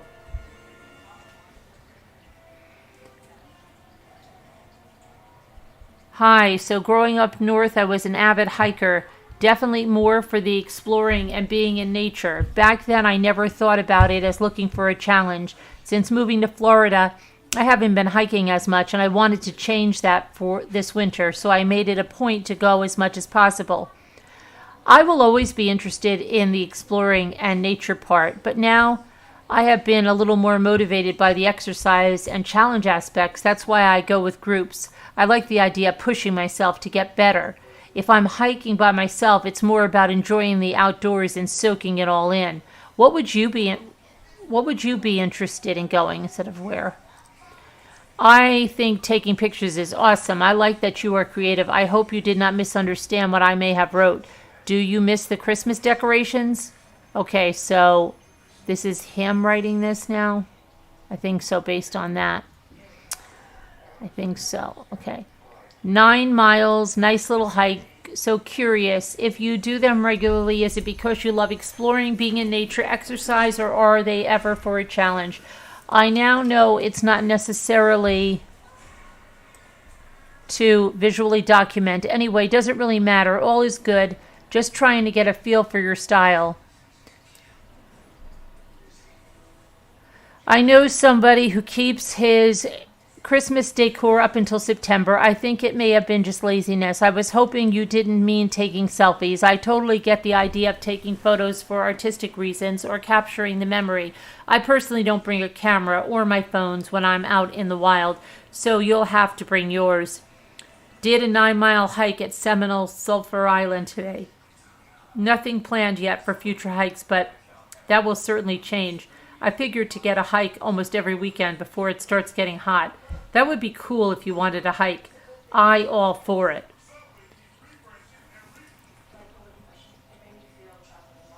By the way, I asked about taking a camera because I like to personally take advantage for photojournalism purposes or just capturing and savoring the moments as much as I live them as well. Nature naturally, pun intended, inspires the creative in me. I hope you didn't think I meant for silly selfie purposes. LOL, although that's okay once in a while. Let me know what you thought if I go. Do you have any in the calendar ahead? By the way, okay, we got that again. Yeah, we just spent some quality time in the area. She has been here in the past for the big entertainment main attractions before. As tempted as I am to trade in the inevitable task of taking down the tree and putting away all the remaining signs of Christmas past for a hike, I must unfortunately not. Saving it for a weekday will just be holiday hangover and prolong a much-needed return to.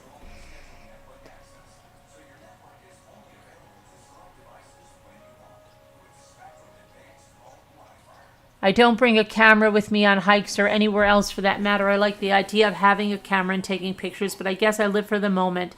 The hike tomorrow is actually at 10, if that makes a difference. Enjoy your day with your niece. There are plenty of amusement parks and rides in this town.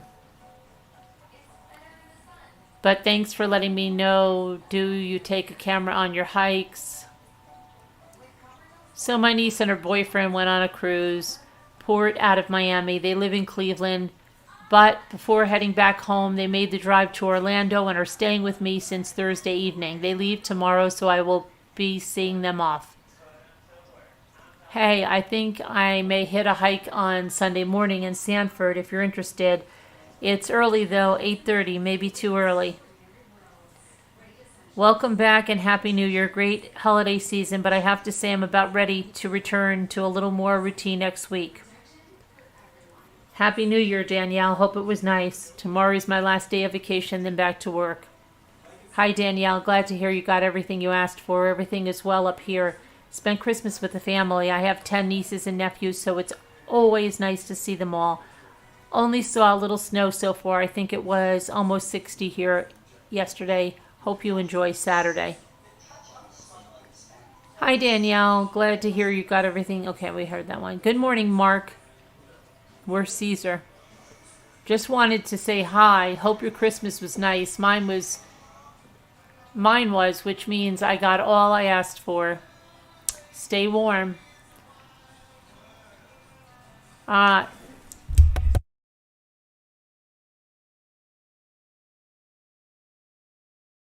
Okay, sorry, there was something playing. Thanks, Danielle. Sounds like you had a festive holiday planned. I assume that you had a nice dinner with the girls. I made it to Buffalo safe, and I'm enjoying the family, but no snow. Maybe next year. What did you ask for Christmas? Merry Christmas. And I'm looking forward to a hike in 2019.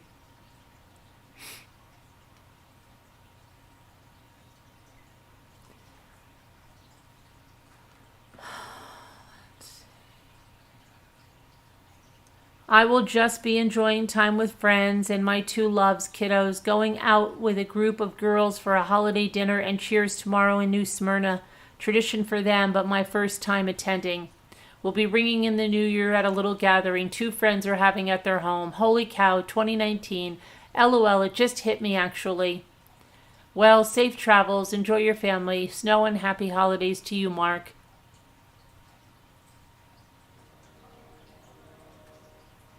Yeah, I just got home and it's crunch time. Starting the laundry now. I'll be back on the 2nd. Traditionally, I hang out with my brothers on New Year's Eve. During the winter, I try and get some good hikes in. This year is the first that I have started going on group hikes. Do you have anything special planned for the holidays? I like your thoughts, so you're probably getting ready for your trip tomorrow. Are you staying through the new year, or am I up for a hike? Do you regularly or belong to a group? And I'm up for a hike. Hi, I try to think of our lives as just experiences, and those experiences will result in some being up and others down. Handling the down experiences and taking a positive outlook builds character and memories. Ha, that's my mindfulness preach. Heading to B-Flow this Friday. Some are saying there will be a warming then, and that's for Buffalo. Warming than a deep freeze as long as I get my snow. The hike was at Pine Bluff. You should come hiking sometime. Oh, and curious too, where was your hike? Hey, Mark. I ended up not going to Disney Springs, but I'm leaving it on the list. This weekend got a little off track with the unexpected. However, all good. Sometimes you just have to go with what life puts in front of you. Actually, that's technically called surrendering to life, which probably is something I should practice all the time. Sorry, not preaching my mindfulness, LOL. So when do you leave for Buffalo? I'm jealous you may see snow. If you happen to be captivated and want to share a pic or two, feel free.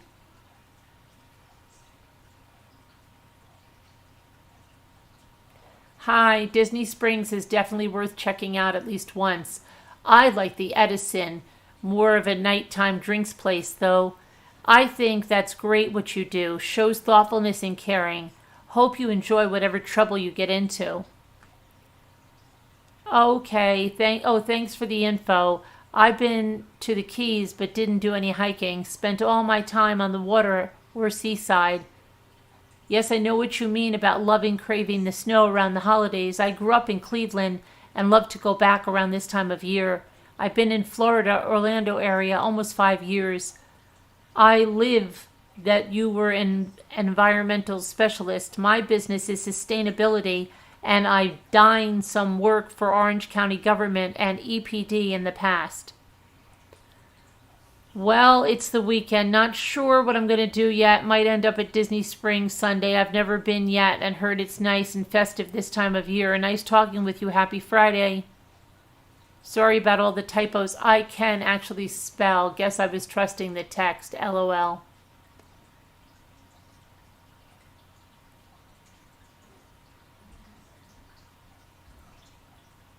Hi, Danielle.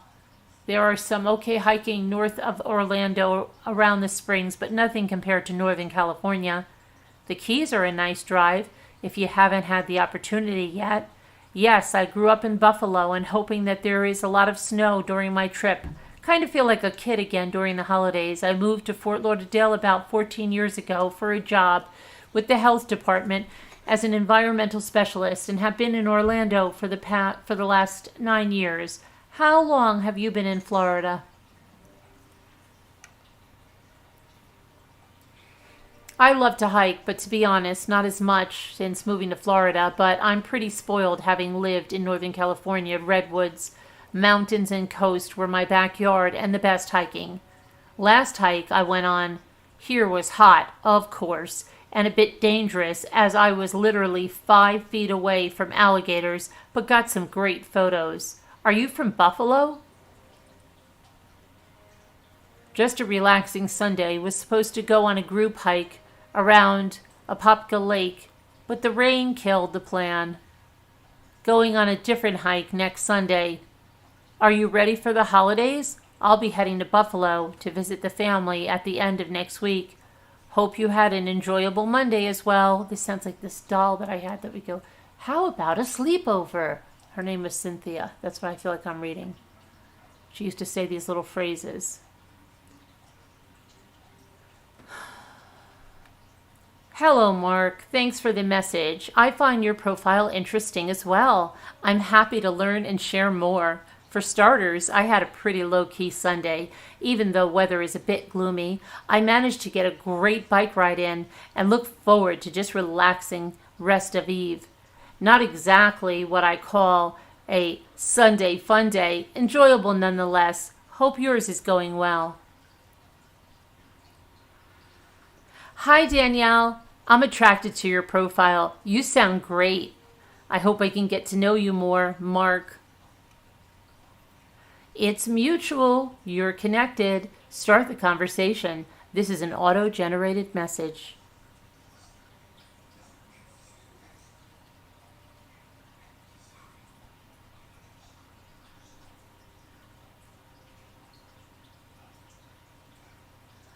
So this is showing that on January 13th, the day after the 911 call, she received a message, she received a favorite, she mutually matched with someone, and she was viewed.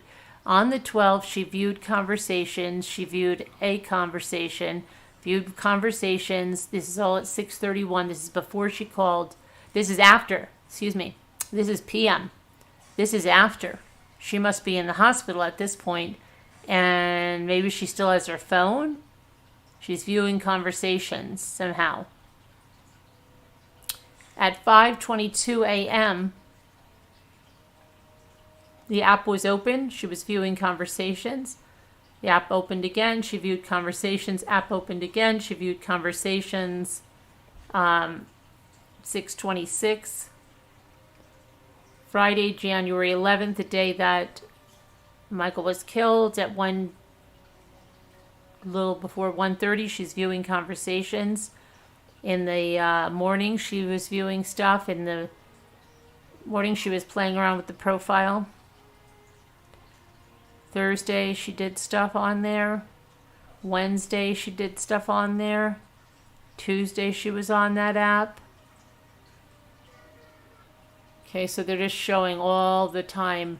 She's hiding profiles, changing profiles, viewing profiles, sending messages.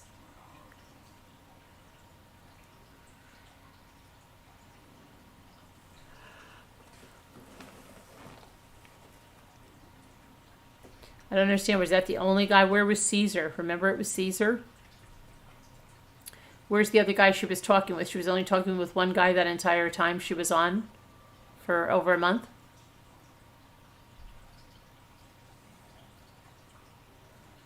So this is just going to go on. She was showing she was using the app daily, hiding users, viewing users, sending messages, blah, blah, blah, blah, blah.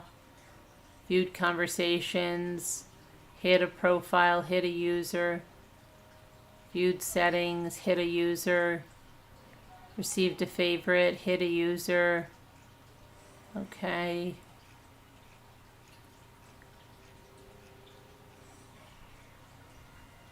And that is the end of the information by Meet Mindful.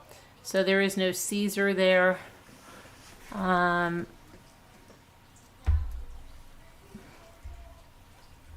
Okay. Now, let's see what we've got here.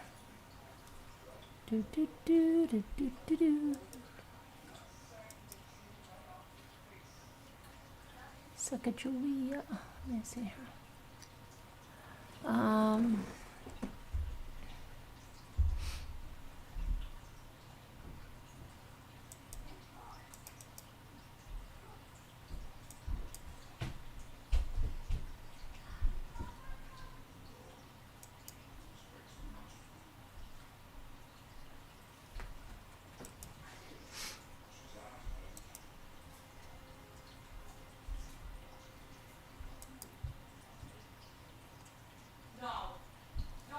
We listened to Cullen, yeah, right, yeah.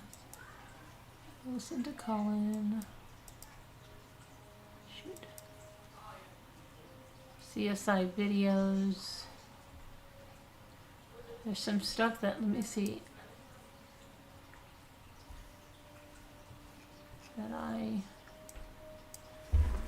We were in 145, let's try that.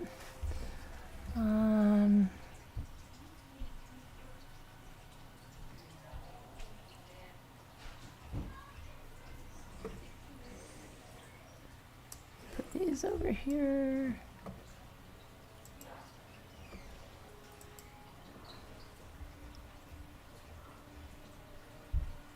We've gone through the arrest warrant. We've gone through this.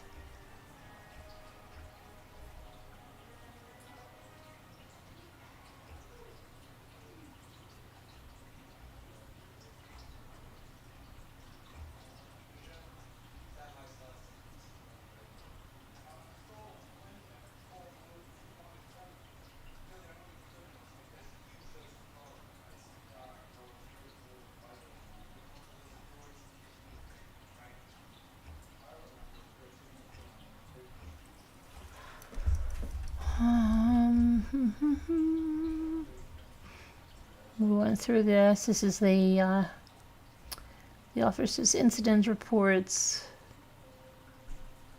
There's this stuff they collected. Gray trash bin from the front of the garage. Blue recycle bin from front of the garage. Home Depot receipts. Best Buy receipts. All that stuff.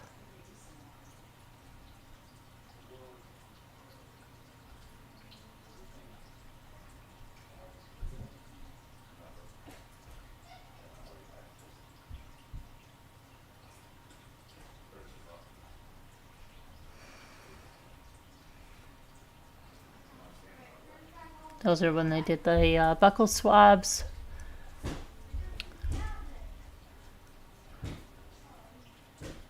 Another search warrant. The communications received a call from a female later. Okay, that's again when her husband was deceased. Okay. Inventory receipts.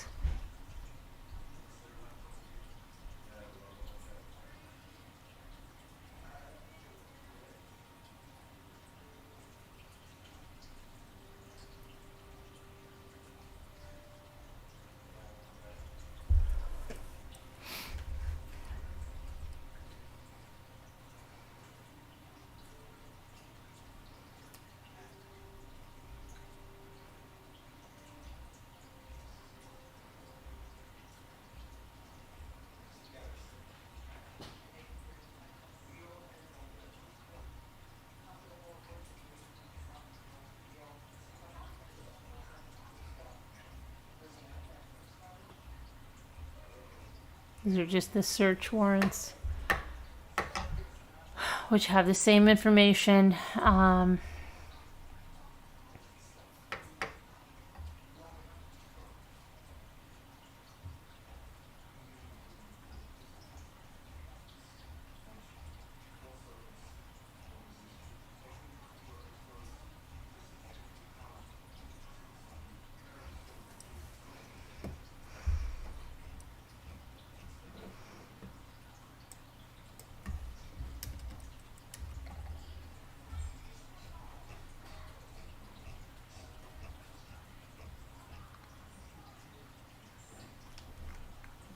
This is the information we just saw.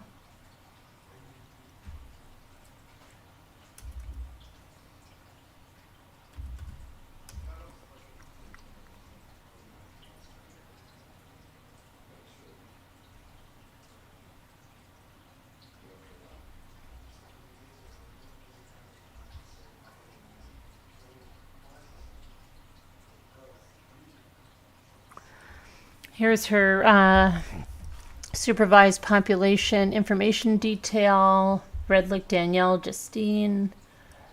White, female, birth date 11/3/1973. Supervision began 5/3/2018.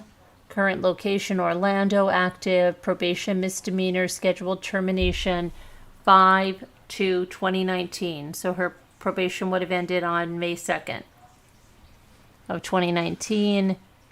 The offense descriptions are truncated and do not necessarily reflect the crime for which the offender is on supervision. Okay, resisting a law enforcement officer.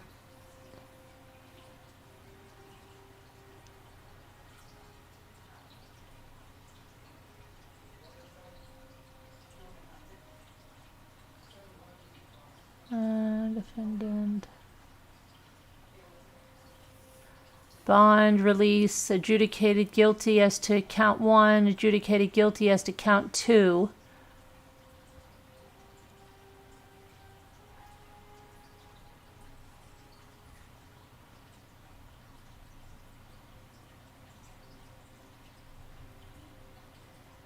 You will report to the probation office as directed. You will pay the state of Florida $50 per month plus any other statutory surcharge towards the cost of your supervision, unless otherwise waived in compliance with Florida statutes. You shall pay a related cost of $1 for each month of your probationary term. The amount due up to $60 shall be paid within the first 90 days after the beginning of your probationary sentence. Further payments, if any, shall be paid in accordance with your schedule to be established by your officer, if the offender agrees or the court. You will not change your residence or employment or leave the county of your residence without first procuring the consent of your probation officer or community control officer. You will not possess, carry, or own any firearm. You will not possess, carry, or own any weapons without first procuring the consent of your community control or probation officer. You will live without violating any law. A conviction in a court of law is not necessary for such violation of law to constitute a violation of your probation, community control, or any other form of court-ordered supervision. You will not associate with any persons engaged in any criminal activity. You will not use intoxicants to access or possess any drugs or narcotics unless prescribed by a physician, nor will you visit places where intoxicants, drugs, or other dangerous substances are unlawfully sold, dispensed, or used. You will work diligently at a lawful occupation, advise your employer of your probation or your community control status, and support any other dependents to the best of your ability as directed by your probation or community control officer. You will promptly and truthfully answer all inquiries directed to you by the court or any probation or community control officer, and allow your officer to visit in your home, at your employment site, or elsewhere, and you will comply with all instructions your officer may give you. You will report in person by 4 p.m. May 3rd, 2018, to the Probation and Parole's office in Seminole County, Florida, unless otherwise instructed by your probation or community control officer.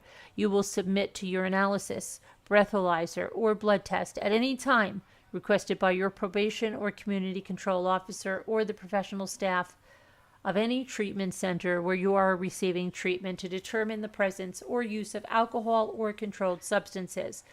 Pay the costs of said tests. You will submit to the taking of digitalized photography by the department. This photograph may be displayed on the department's website while you are on supervision, unless exempt from disclosure due to requirements. If you are on probation for any offense specified in Section 943-325 Florida statutes, or have been previously convicted in this state of any offense specified in Section 943-325 Department of Law Enforcement, this sample shall be submitted in an approved manner as directed by the Department of Corrections staff within 30 days, unless otherwise directed by the court. You shall submit to the taking of digitalized photographs as required by 948.03 Florida statutes. Okay, clerk of the court, they put resisting an officer, they put all of the stuff. She owes $649.13 grand total court fines. The court further orders that Grant Malloy, clerk of the circuit court, on behalf of the state of Florida, recover from the defendant Danielle Redlick all the above costs and previously unpaid costs in the sum of $65, which shall bear interest at the rate of 5.72% per year, for which let execution issue. You will not, okay, so for charge 1, resisting an officer without violence, it is further ordered that the defendant shall comply with the following special conditions of probation, community control that have been checked. You will not consume nor possess any alcohol. As directed by your probation officer, community service officer, you will perform 80 community service hours for a tax-supported or tax-exempt entity.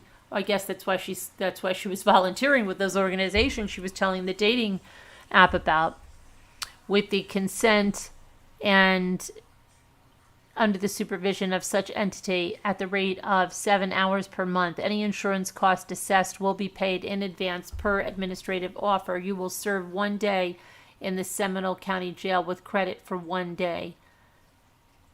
Other, do not possess any controlled substances, Schedule 1 or 2 substances, or any prescriptions for said substances without proof or valid prescription from a licensed physician, emergency care physician, or with prior court approval. Do not obtain any prescriptions from pill mills or pain management facilities. Doctors inform healthcare professional treating defendant as to history of dependency.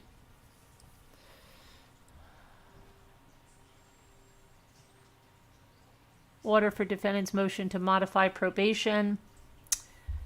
Let's see. The defendant's motion for modification of probation is hereby granted.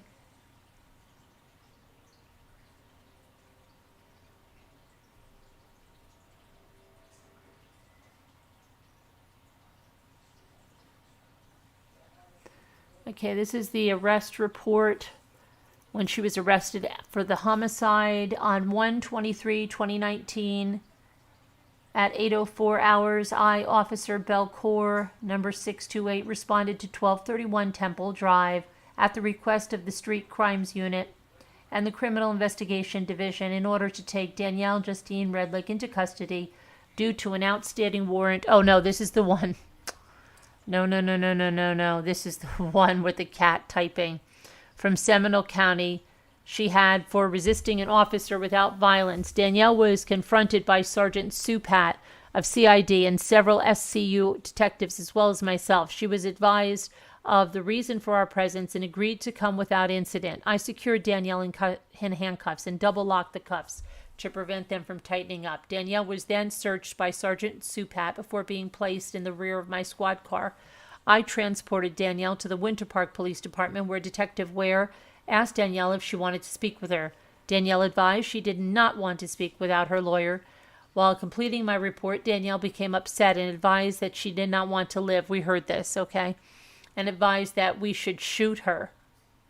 Danielle was then transported to Orange County Central Booking, where she was safe booked due to being a suicidal risk. No further actions at that time. That's when it didn't have the red stamp. You remember all of that craziness in that, right?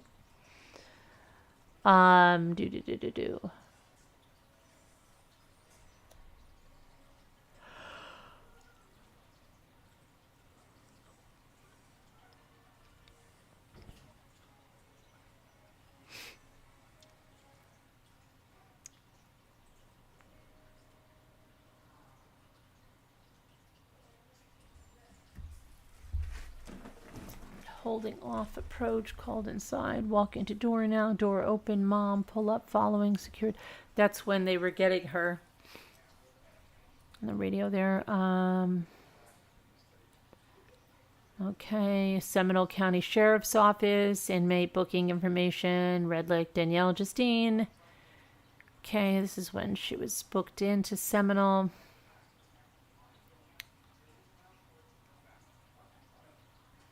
112 was a call of Michael Redlick. 24, going through divorce attorney, met with caller Michael Redlick, who advised wife came home and caused verbal, nothing physical. 2 juveniles in the home were cared for and uninjured. 2-4, everyone in house, female in house, sleeping for the night, unable to call back. The female was a danger to herself. When the call came in, he told us that he would call us back in 5 minutes. We heard that as well. On February 4th of 2018, at approximately 22:26 hours, I, Officer Francis, responded to 1231 Temple Drive in reference to a 911 hang-up that was transferred by Seminole County Sheriff's Office. Upon arrival, Officer J. Vincent and I met with the caller, who was identified as Michael Redlick. Redlick informed officers that his wife had been drinking earlier in the night and the two became involved in a verbal argument. While at the residence, Redlick informed officers that his wife was asleep in bed for the night and there was no longer any issues. Redlick stated at no point did the altercation become physical. Officer Francis did not make contact with the wife while inside the residence. This concluded my involvement with the call on February 4th, 2018.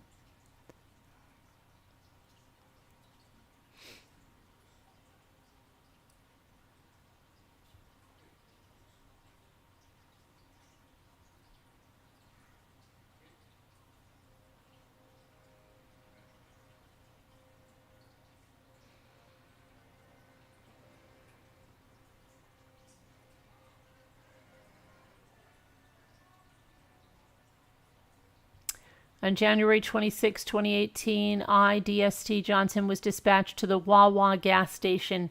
This is the Wawa incident at 3000 Alafaya,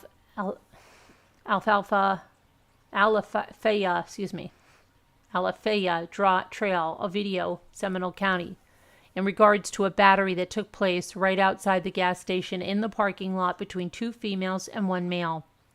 Upon arriving on scene, I made contact with Richard L. Arguello, Kelly Jo Pitts, and Danielle Justine Redlick. All parties involved indicated that a very aggressive physical altercation had occurred between Kelly and Danielle. While on scene, I observed that all 3 individuals were covered in blood and had sustained injuries.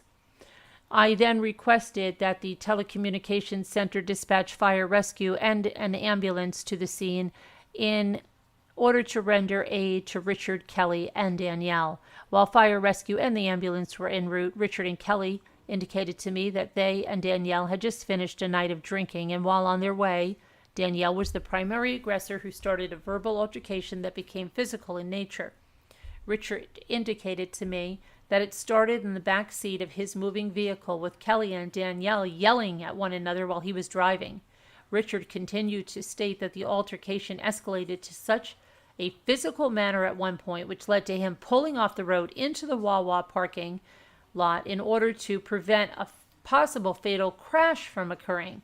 After talking to Richard and Kelly, I attempted to talk to Danielle, but she had nothing to say that was coherent in nature. It should be noted that Richard and Kelly do not wish to prosecute Danielle for their battery, and that their refusal to prosecute forms were uploaded in the case under the case documents portions. When fire rescue and ambulance arrived on scene, Danielle was brought into the back of the ambulance to sit on a stretcher in order to receive aid. While Danielle was being rendered aid from the paramedics EMTs, she began to become disgruntled and rather short-tempered in nature with the paramedics EMTs. Danielle then started to yell obscenities and make vulgar statements at the paramedics. As Danielle continued to yell all of these things at the paramedics EMTs, they proceeded to kindly ask Danielle to remain seated and calm down so they could render her aid. Danielle became more aggressive in nature and continued to yell obscenities and vulgar statements at the paramedics EMTs.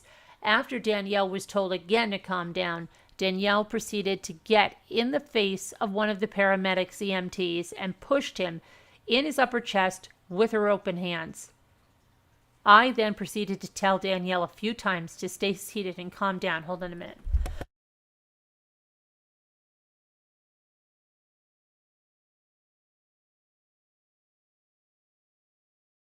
Hold on, I'm going to get a drink here.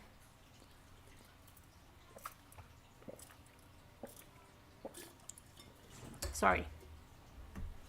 Okay. Okay, so he told her to sit down and calm down, at which point she proceeded to yell obscenities and vulgar statements at me and push me as well in the upper chest with her open hands. After Danielle pushed me and the paramedics EMTs, I attempted to restrain Danielle by placing both my hands on her shoulders to keep her seated on a seat on the outer wall of the ambulance. DSB Badura entered the ambulance to assist me. Danielle got up and lunged at me again, at which point in time I grabbed both her arms in an attempt to control her and redirect her back to the stretcher. DSB Badura grabbed Danielle's upper right arm in order to assist me redirect Danielle to the stretcher and keep her under control. DS Badura had to place his hand on Danielle's head in order to keep her on the stretcher, and she attempted to bite DS Badura's hand as DS Badura felt her teeth on his hand. DSK Casado also assisted in restraining Danielle by holding her left arm, at which point I was able to handcuff and restrain Danielle for her safety and the safety of the first responders on scene. It should be noted that Danielle was given clear verbal instructions by deputies multiple times to stop pulling her arms away and to place her hands behind her back so that she could be secured. At which point in time, she did not comply to the instructions that she was given. Danielle was placed onto the stretcher face down with her hands cuffed behind her back. Her left wrist was also handcuffed to the stretcher railing. A hobble was placed around her feet as well, which was also attached to the stretcher railing in order to keep her restrained to the stretcher so that she could no longer attempt to push, kick, and bite at another first responder. I rode with Danielle in the back of the ambulance as she was transported to Ovidio ER in order to receive further aid from the hospital staff. During transport, I placed my right hand on the side of Danielle's head in order to prevent her from spitting at first responders. Danielle's restraints were double locked and checked for proper fit, and she was transported to Ovidio ER without incident. Upon arrival at Ovidio ER and throughout the duration of being there, Danielle continued to yell vulgar statements, obscenities at the staff at the Ovidio ER before being cleared from the hospital. See DSB Badura's body cam footage as a reference. After the staff at the Ovidio ER cleared Danielle, she was handcuffed. The handcuffs were double locked and checked for proper tightness. Danielle was transported to the John E. Polk Correctional Facility at 101 Esslinger Way, Sanford, Seminole County, Florida, 32773, and done so without incident. See DST Johnson in-car cam footage as a reference. Danielle was arrested for violation of FSS 856.011, disorderly intoxication, as Danielle did endanger the safety of Kelly and Richard, as Danielle did start a physical altercation by hitting Kelly and Richard in the back of a moving vehicle, which could have potentially resulted in a fatal crash after the fact that she had already been drinking. Danielle further endangered Kelly by continuing the physical altercation from the backseat of the vehicle to the parking lot of the Wawa. Danielle was arrested for violation of FSS 784.072B, battery on an officer or firefighter, etc., as Danielle did batter myself and paramedics EMTs, as she did actually and intentionally touch and strike first responders against their wills while they were engaged in the commission of their lawful duties. Danielle was arrested for violation FSS 843.01, resisting an officer with violence, as Danielle did knowingly and willfully oppose me by pushing me, which at the time I was engaged in the lawful execution of my legal duties. As one, Danielle should have known that I was a DS, as I wore a solid green uniform with affixed patches saying Seminole County Sheriff's Office on both of my shoulders. 2, Danielle should have known that I was a DS and I wore a 5-pointed star which says Seminole County Sheriff's Office on it. And 3, Danielle should know that I was a DS, as there was multiple marked units on scene that said Seminole County Sheriff's Office on them with blue flashing lights. Danielle's bond will be $10,250 for the sum of all 3 charges.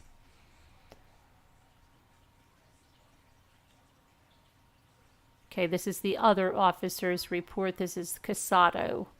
So upon arrival, I made contact with, so she responded to 3000 Alafaya Trail in reference to a fight occurring in the parking lot of the Wawa between 2 females. Upon arrival, I made contact with Richard Arguello, Kelly Pitts, and Danielle Redlick. Kelly told me that Danielle was a recent friend of hers and that they had been hanging out at an unknown bar. She stated Richard agreed to drive them both home since they were intoxicated and he was not. While Richard was driving, Kelly and Danielle were sitting in the back seat of the vehicle talking. Danielle began to bring up her husband and the divorce she was going through. Kelly stated Danielle got angry and started accusing Kelly and Richard of being part of a conspiracy with her husband, and she stated that they were attacking her. Kelly said Danielle began to hit her and hit Richard as he drove. Once Danielle started fighting, Richard pulled into the Wawa parking lot at 3000 Alafaya Trail, and Kelly and Danielle got out of the vehicle where the fight continued. Kelly stated that during the altercation, she punched Danielle in an attempt to get her to stop attacking them. Richard provided an account of the details that were consistent with Kelly's statement. I attempted to speak with Danielle. However, she would not answer my questions beyond providing her name, and eventually stated that she did not remember what happened. Due to Kelly and Danielle's injuries... What are you doing, making cake? Oh. Yeah, that's all right. Due to Kelly and Danielle's injuries, Seminole County Fire Rescue responded to the scene. Danielle was taken into the ambulance to have her injuries evaluated. While I was gathering information from Richard, I heard Danielle yelling in the ambulance. I continued talking to Richard, and I heard Danielle's yelling continue and get louder. I walked over to the ambulance and observed Deputy B. Bedora and Deputy T. Johnson holding Danielle down partially on the stretcher, attempting to secure her in handcuffs. Danielle was actively pulling her arms away from them and attempting to twist her body to get free. Let's see. From their hold, Deputy Bedora informed me that she had attempted to bite him prior to my arrival. I held Danielle's left forearm down on the stretcher and held her left wrist in order to place her arm behind her back. While I maintained control of Danielle's left arm, Deputy Bedora held her right arm behind her back, and Deputy Johnson was able to place her in handcuffs. Throughout this occurring, I instructed Danielle multiple times to stop pulling her arms away from us and to place her hands behind her back, to which she did not comply. After she was secured in handcuffs, Danielle continued to yell profanities at us and attempt to twist out of our grasp. I observed Danielle attempting to pull and twist her hands free of her cuffs. I lifted Danielle's legs while Deputies Johnson and Bedora lifted her torso and placed Danielle completely onto the stretcher. Once on the stretcher, Danielle began attempting to sit up and get off the stretcher. She was told multiple times to stop struggling with us and stay where she was. Because of this, I attached a set of handcuffs to the railing on the side of the stretcher and Danielle's left wrist. Danielle then began to kick her legs, so I held them still while paramedics on the scene secured the stretcher straps across her legs. However, Danielle was able to pull her legs free and continued to kick and attempt to get off the stretcher. Because of this, Deputy Bedora retrieved his agency-issued hobble and used it to secure Danielle's legs. Danielle was still actively pulling on her restraints and not complying with our commands, so Deputy Johnson rode in the ambulance while she was transported to a video ER. When I continued my conversation with Kelly and Richard, they both stated that they did not wish to prosecute Danielle for hitting them. I had them each sign a refusal to prosecute form. Okay, and this is, I guess, another officer here. I responded to 3000 Alafaya Drive, Wawa, Ovidio, Seminole County, Florida, for a fight in progress. While en route, Sergeant Fink arrived on scene and requested the fire department to respond. Upon arrival, I made contact with Sergeant Fink, Lieutenant Albrecht, and one female officer one female later identified as Ms. Danielle Justine Redlick. I observed she had blood all over her face and her entire front body. Ovidio Rescue 46 arrived on scene and had Danielle enter the ambulance to check on her injuries. I was observing this from the rear of the ambulance and saw Danielle lying on the stretcher. When one of the paramedics asked for Danielle's name, she became very agitated and started to argue with them. I watched Danielle stand up and get in front of one of the paramedics. Deputy Johnson then entered the rear of the ambulance, and I walked over to the side entrance. I opened the door and observed that Deputy Johnson was having to hold Danielle down on the side seat of the outer wall of the ambulance. I placed some latex gloves on due to Danielle being covered in blood and assisted Deputy Johnson from keeping Danielle from getting up from the seat she was lying on. I told her to calm down, that we were trying to help her. Danielle then sat up and lunged forward towards Deputy Johnson and the stretcher. I then grabbed Danielle's upper right arm, directing her towards the stretcher. She continued to struggle with us and physically resist our efforts to calm down. I had to place my hand on her head, lying it on the stretcher. so it would keep her from getting off the stretcher. During this altercation, Danielle attempted to bite me in the hand. I could feel her teeth on my hand, but it did not break my latex glove and or skin on my hand. With me holding her right arm and Deputy Casado holding her left arm behind her back, Deputy Johnson was able to secure Danielle with the handcuffs. We got her whole body on the stretcher, and Danielle attempted to kick Deputy Casado in a prone position. Danielle at this point was calling all of us biatches over and over again. She was in an extreme agitated state. I then retrieved my issued hobble restraint and applied them to Danielle's ankles, securing her legs together. The strap was then tied to the stretcher so Danielle could not kick anyone while being transported to the Ovidio ER. Deputy Johnson rode with Danielle in the back of Rescue 46 to the Ovidio ER. This incident inside the ambulance was recorded on my body-worn camera. Later in the shift, I responded to the Ovidio ER to assist Deputy Johnson on escorting Danielle into his patrol vehicle. Deputy Casado and myself placed Danielle into the patrol vehicle with no further problems.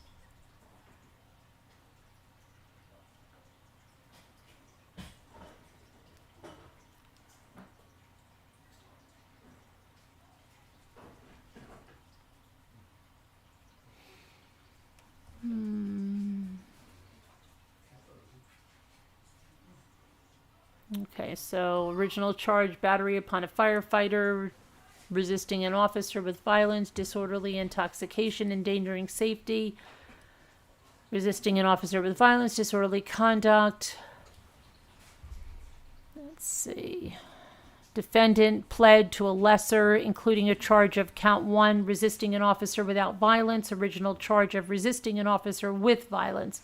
So she took a plea and she resisted an officer without violence, disorderly conduct, adjudicated guilty, no further sanctions imposed. Defendant was sentenced to count 1, 1 year of supervised probation with all standard conditions, 1 day in the Seminole County Jail with 1 day credit for time served. Defendant to perform 80 hours of community service, no possession nor consumption of any alcohol, do not possess or consume any controlled substances without a valid prescription from a doctor not affiliated with a pain management clinic. Defendant to pay the cost of prosecution in the amount of $50, pay COI $286.13 to Seminole County Sheriff's Office, and pay fines and court costs.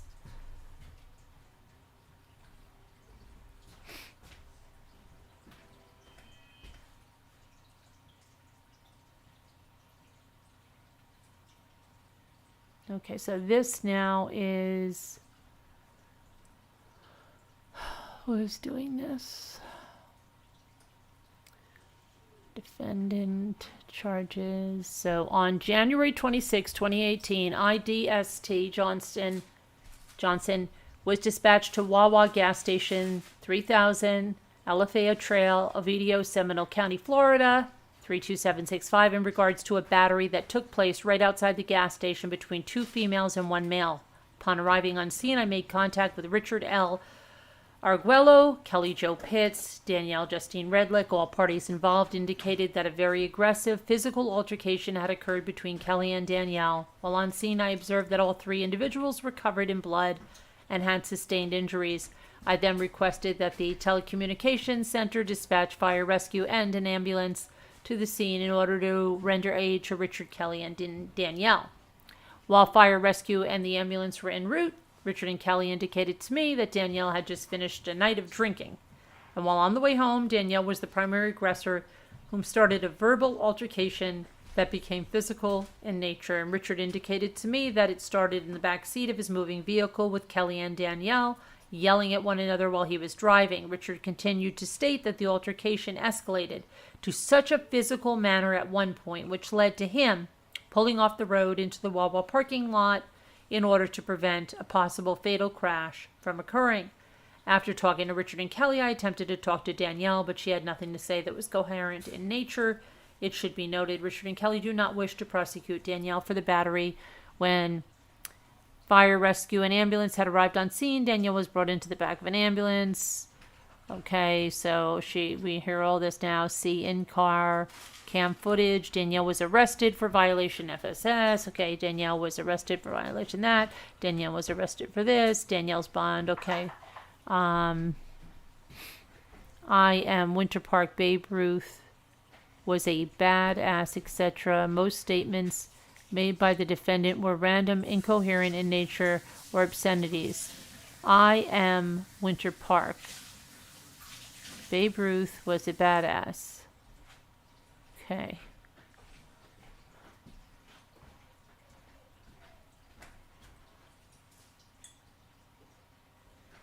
As I was cleaning the blood from the patient's nose, she became angry and combative. At the beginning of patient care, she was cooperative. After she asked me, "Do you know my son?" and I responded that I did not, she became very upset. She pushed me in the chest as I was cleaning the blood from her nose. As she attempted to throw a punch at me, I moved away from the patient, and SCSD, Seminole County Sheriff's Department deputies intervened and placed the patient in custody.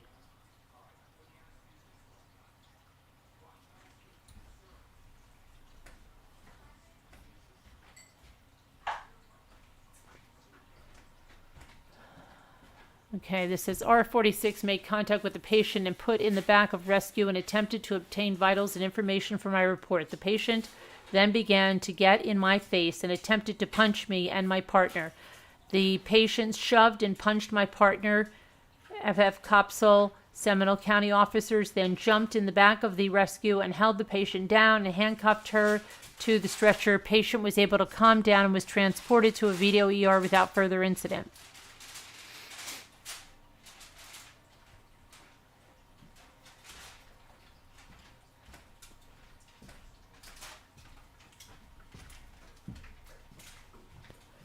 Okay, this is on October 3rd, 2016.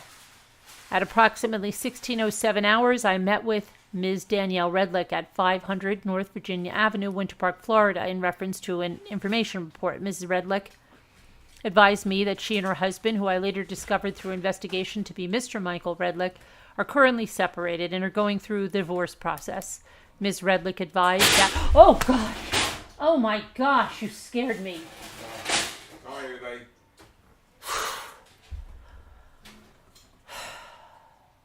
I'm a scary person, I'm sorry.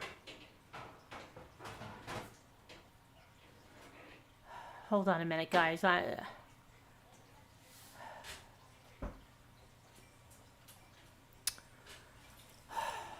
But Miss Redlick advised me that she and Mr. Redlick no longer reside together but have 2 children together. Ms. Redlick proceeded to inform me that on the morning of October 1st, 2016, both Mr. and Mrs. Redlick were at their son's baseball game at Ward Memorial Park and began arguing. Ms. Redlick advised that Mr. Redlick proceeded to push Ms. Redlick, forcing her to fall into the picnic table. Ms. Redlick then left the scene with their son and went to her residence. Ms. Redlick advised that later that evening, Mr. Redlick showed up at the residence that she shares with her children, stating that he wanted to see his children and talk to her. Ms. Redlick went outside and both parties began arguing again. Ms. Redlick stated that Mr. Redlick put the car in drive and then began driving towards her, causing her to jump out of the way and hit the garbage pails. Ms. Redlick advised that she felt Mr. Redlick had snapped and she was afraid of him. After the completion of her story, Ms. Redlick advised that she only wanted to make a report to document the incident for court proceedings following the advice of family members and friends. I advised Ms. Redlick that I needed a sworn written statement from her regarding the incident, at which time she stated that she felt violated. Ms. Redlick refused to write a statement and began to become upset. I informed Ms. Redlick that I was going to attempt to make contact with Mr. Redlick, and she stated that she felt that was going to make Mr. Redlick more upset than he already was. I informed Ms. Redlick of information regarding an injunction, but was unable to get the chance to provide her with a copy of it. Notice of legal rights, as Ms. Redlick became progressively more upset and refused to continue speaking to me. Ms. Redlick left at that time, informing me she no longer wanted to speak with me. She abruptly left the building.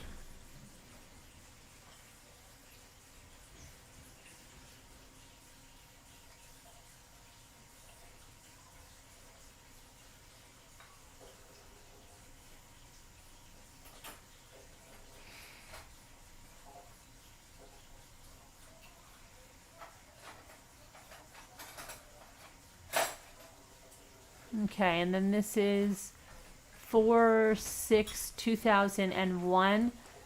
Bay Village Police received a call that a male and a female were fighting in the street.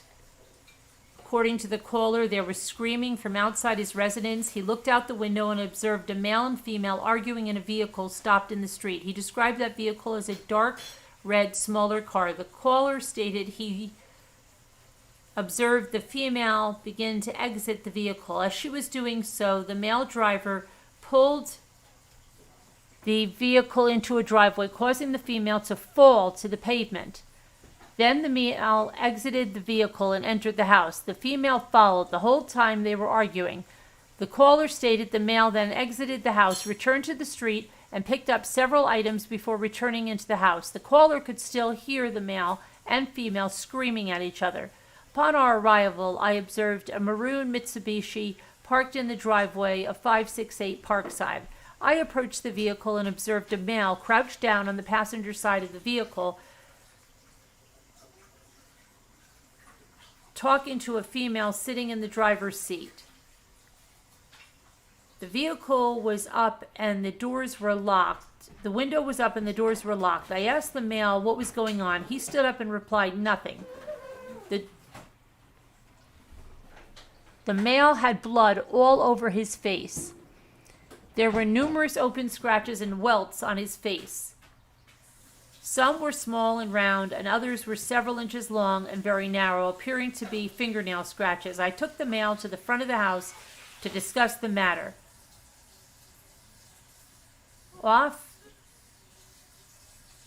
Officer, whatever, stayed and talked to the female passenger. The male, identified as Michael Redlick, relayed the following. He was returning from a concert downtown with his girlfriend, Danielle J. Drohan.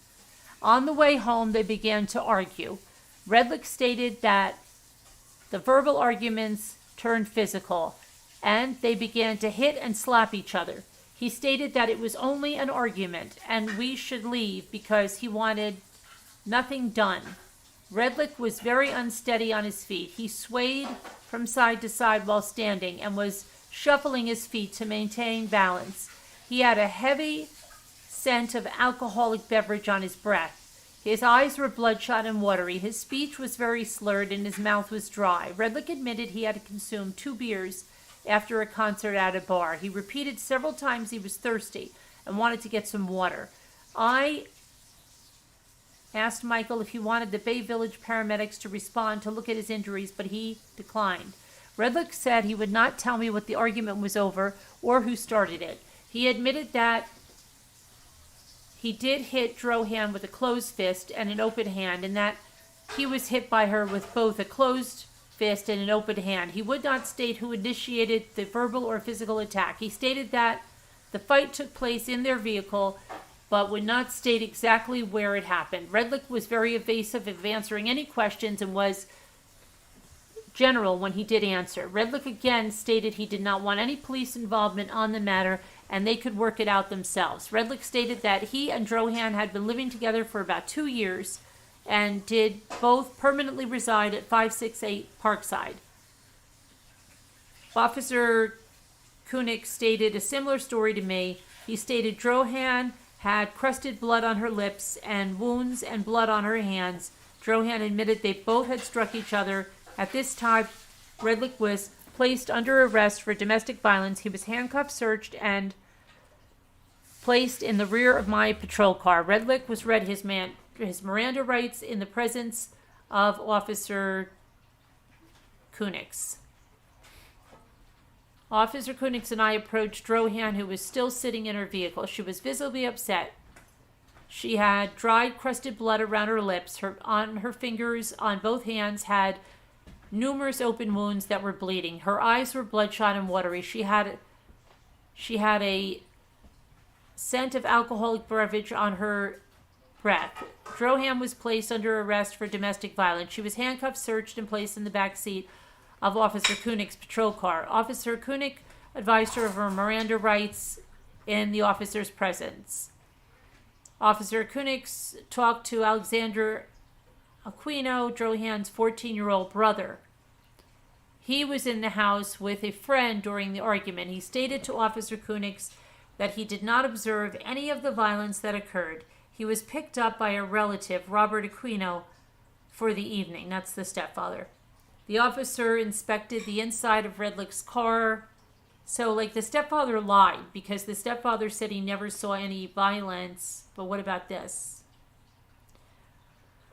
For the evening, officers inspected the inside of Redlich's truck. The rearview mirror had been broken off the windshield and was hanging by a wire. There were several drops of what appeared to be fresh blood splatter on the driver's side door. There was a small smear of what appeared to be blood on the front driver's seat. There were smears of what appeared to be blood on the side of the passenger side front seat and on the passenger side seat itself. The area was photographed. The vehicle was secured. During the booking process, both Redlich and Drohan went through mood changes. Redlich became very upset and argumentative because we would not allow him to bond out. Drohan would not allow him to bond out Drohan. The procedure for release was explained to him several times. He became belligerent with Officer Kukins, or whatever, who was that one, and told him to F off. Redlich told me to put it in my report that he was admitting to speaking belligerently and admitting to telling Officer Kunikis to F off. Redlich refused to a motion for a temporary protection order. He was offered an opportunity to blow into the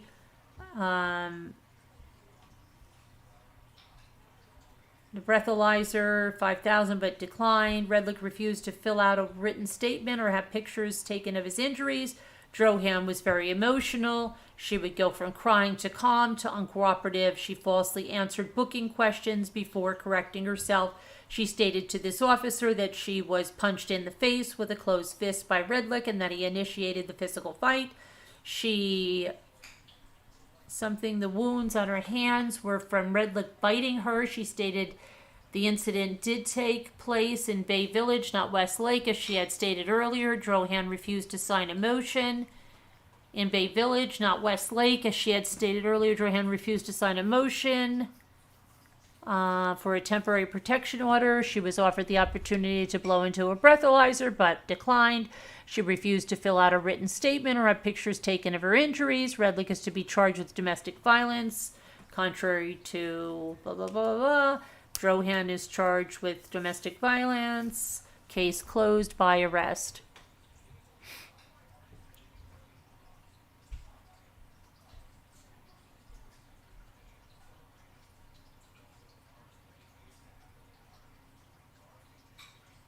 Okay, it should be noted that after the arrest, I spoke over the phone with Danielle's stepfather, Robert Aquino, who informed me that Michael Redlick is Danielle's other stepfather and not her boyfriend. Aquino was surprised and concerned when I told him the couple stated that they were boyfriend and girlfriend. Neither Drohan nor Redlick would comment when asked about this claim.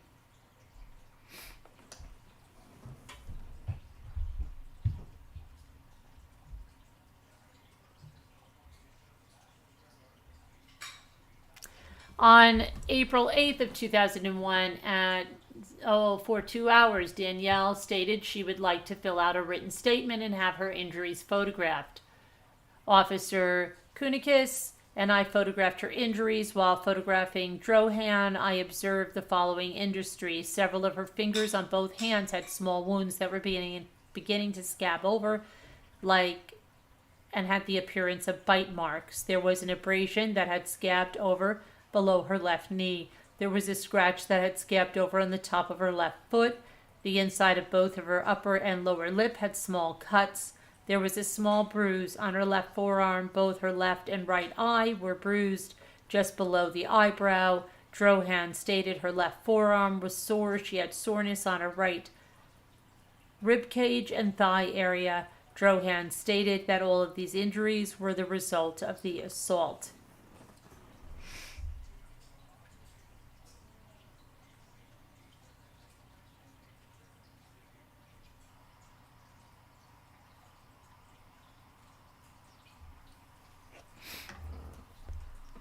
She looks the same 20 years ago.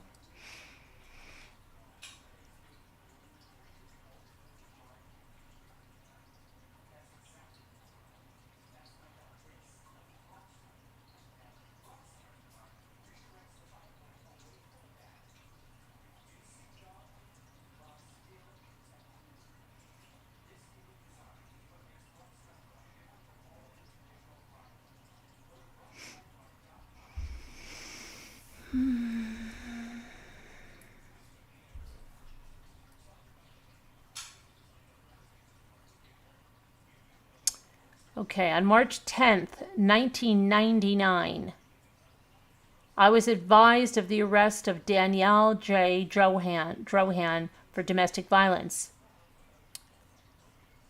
I ran Drohan for a CCH with negative results. I then called the victim, Roman D. Ochrin, and asked him if he would be requesting a protection order. Roman stated he would not want a protection order and said that he didn't want to prosecute. He stated that his getting hit in the nose was an accident. I explained to Roman that I would have to process Drohan and charges would be filed. Once the charges are filed, she would be eligible for bond. He asked that I contact him and let him know what the bond is so he can post it. I asked Roman if he had his nose examined and he said no. I asked him if he thought it was broken and he said it probably was. He stated that he has had 2 reconstructive surgeries on his nose and there isn't much there holding it together, so it probably is broken. He said he doesn't want to have another surgery, so he may not have it checked. I then processed Drohan, and she is now LKWD, ident, whatever. She was taken to the Detective Bureau and advised of her rights, and she signed the form indicating that she understood her rights but refused to sign the waiver of rights. She stated that she had talked with a male who is an ex-attorney and that he advised her not to say anything. The one thing she did say was that Roman getting hit in the nose was an accident.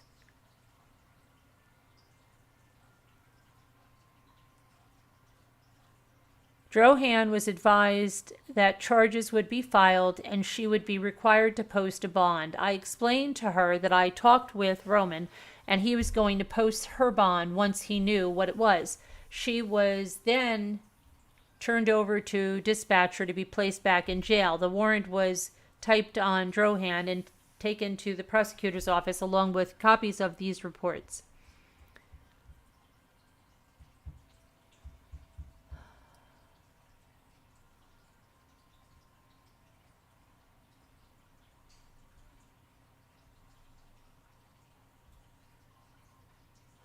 Here's the divorce, 3/23/2018, marriage of Danielle Justine Redlick and Michael Redlick, petition for dissolution of marriage with minor and or dependent children.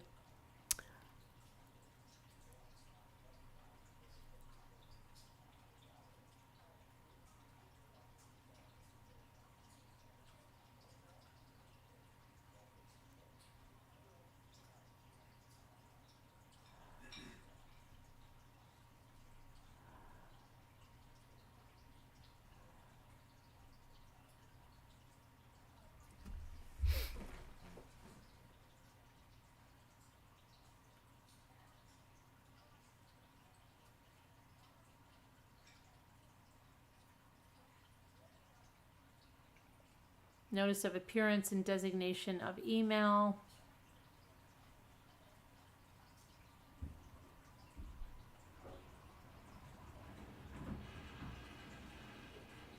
So he was making $180,000. Their mortgage was $2,847. Monthly property taxes $1,000, monthly electricity $350, monthly water garbage $150, monthly telephone $150, $80 for fuel oil or natural gas, $50 for monthly repairs, $170 monthly for lawn care, $120 for pool maintenance, $45 a month for pest control, $650 for food and home supplies, $325 for monthly meals outside of home, and $200 a month for cable TV. Their expenses per month $6,137.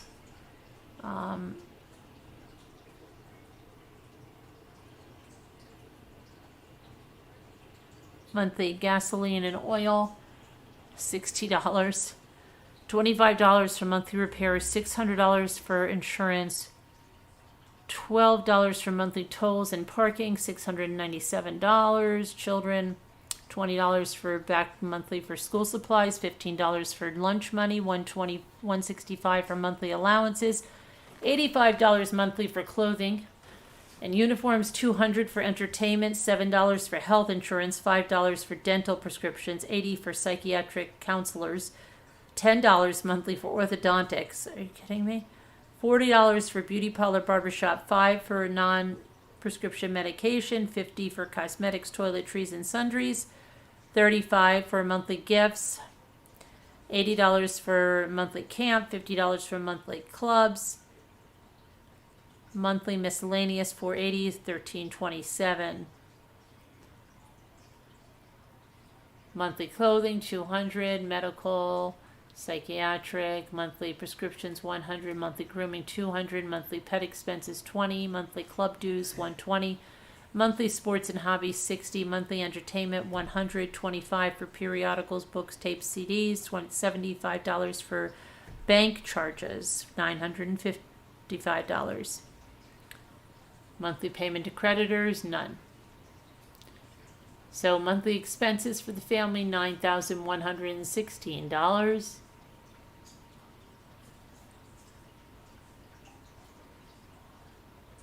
Real estate, their home, they said is worth $1 million. Their BMW, $20,000. Retirement plans, $55,000. The Audi, $8,000. Furniture and furnishings in the home, $4,000. Collectibles, $4,500. Sporting and entertainment, TV equipment, $4,000. Unknown on all of that.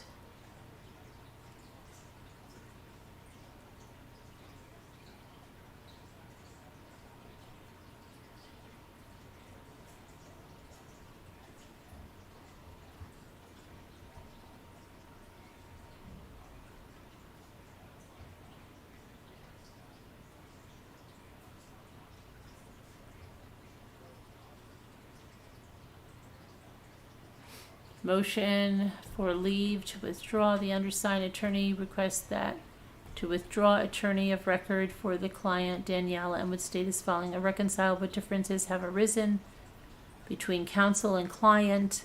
So she had to withdraw. Law firm of AO and Icon. Order directing service of process. Winter Park Police Department. 2/7/2019. Winter Park has incurred significant costs.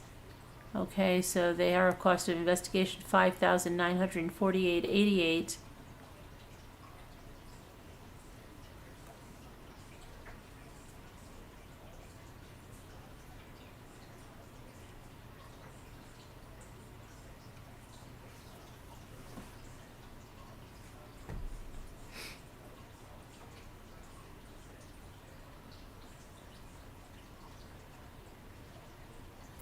Amended affidavit, violation of probation by using, possessing intoxicant unless prescribed, blah, blah, blah, blah, blah.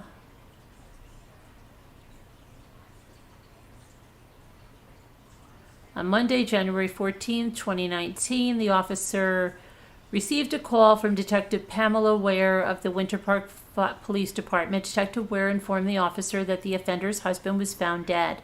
She said he was stabbed to death and that the offender would eventually be charged with murder. Okay, so she already said that on January 14th. Detective Ware. She said that he was stabbed to death and that the offender would eventually be charged with murder. According to Detective Ware, the husband died on Friday, January 11, 2019, but the incident was reported by the offender on Saturday, January 12th. Detective Ware advised that the offender slit her wrists and the offender was Baker-acted.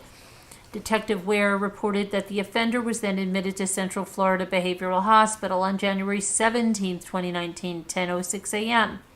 This officer received an email from Detective Ware stating a search warrant was issued for the offender's medical records. Attached to this email was a laboratory report containing the offender's name. Per this report and per Detective Ware, the presence of ethanol was detected in the offender's body fluid during toxicology testing.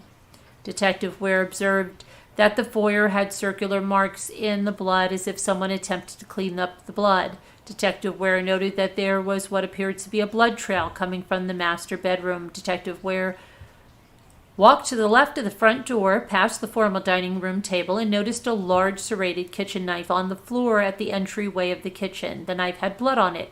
Detective Ware noticed blood spatter about the shoulder height on the right side of the entry wall, and there was a pile of blood-soaked towels on the floor near the stairs. According to Detective Ware, the crime scene appeared to have been tampered with, and there was a strong smell of bleach in the residence. Circular markings appeared to be in the blood as if someone had been trying to wipe up the blood. Bloody towels were found in a pile. At the bottom of the bloody towels, the victim's shirt was found in the pile. The victim's shirt appears to have been removed after the stabbing, as it had a matching tear in the shirt, consistent with the stab wounds on the victim's body. Detective Ware observed a mop that had blood on it near the stairs. Detective Ware saw a mop bucket full of pink liquid that was near the mop and stairs. Detective Ware walked through the kitchen and observed 3 kitchen knives in the kitchen sink with blood on them. Detective Ware walked into the master bedroom and saw the blood trail that led to the master bathroom. She noticed that the master bathroom door was all the way open, and that there was 1 drop of blood on the door, and that there was blood on the baseboards inside the bathroom door. Detective Ware observed blood on the baseboards in the master bedroom near the closets. On Sunday, January 13th, Detective Ware attended the autopsy performed by Dr. Sarah Redlichs at the Orange County Medical Examiner's Office. Detective Ware noted that there was a superficial cut by the victim's left eye that was possibly made by a sharp cutting object. She observed bruising on the victim's left arm that was consistent with defense wounds. Detective Ware observed that there was a wound to the victim's inner left forearm close to the wrist that appeared to be fingernail impressions with skin tear. Detective Ware observed that there was a black and blue injury located on the inside upper lip of the victim's mouth. She noted a circular mark on the victim's left upper arm. Detective Ware visually observed the location of the of a stab wound and noted it was in the location of the left shoulder, inches away from the victim's armpit area. Detective Ware asked if there was any sign of a heart attack and was informed there was no sign of a heart attack. On Monday, January 14, 2019, Detective Ware received the District 9 Medical Examiner's case synopsis, which listed the cause of death as stab wound of torso and the manner of death as homicide. The medical examiner indicated that the stab wound was not self-inflicted. On February 6, 2019, at approximately 8:34 hours, officers from Winter Park Police Department, Crime Scene and Criminal Investigation Division arrived at the defendant's residence, 1231 Temple Drive, and took her into custody on an arrest warrant out of Orange County, Florida. The defendant was transported to Winter Park Police Department for further processing before transported to the Orange County Jail.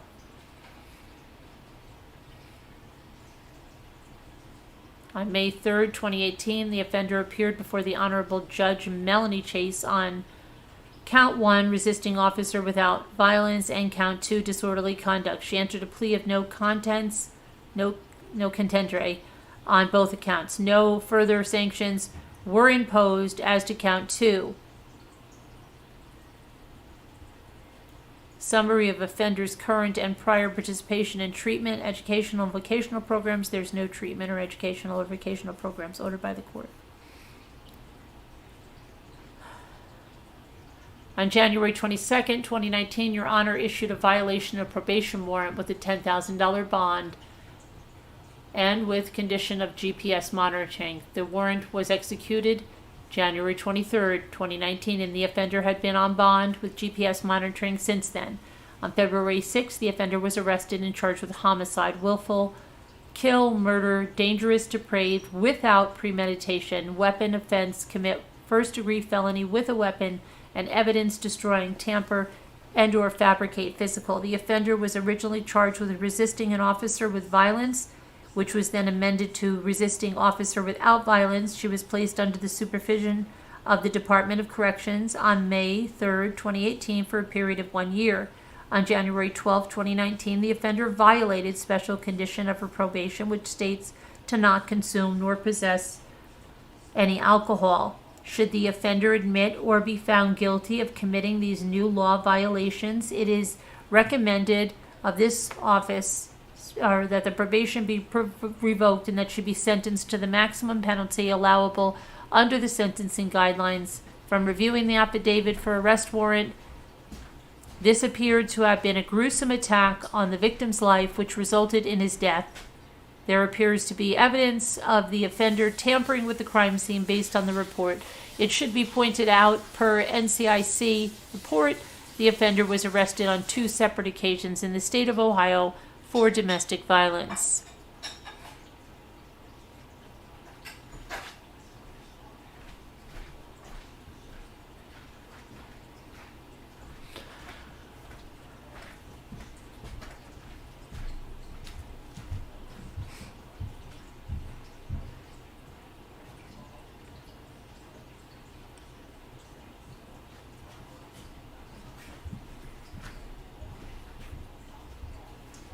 Autopsy findings: stab wound of torso, perforation of basilic artery, left pneumothorax, external hemorrhage, additional injuries, multiple ecchymoses involving upper extremities and torso, superficial incised wound involving the face and torso, left ventricular myocardial hypertrophy, hypertensive nephrosclerosis, obesity, body mass index of 32, intoxication by ethyl alcohol. Conclusion: in considering of the circumstances surrounding the death and after examination of the body and review of the toxicology report, it is my opinion that Michael Redlick, a 65-year-old man, died as the result of a stab wound of the torso. The manner of death is classified as homicide.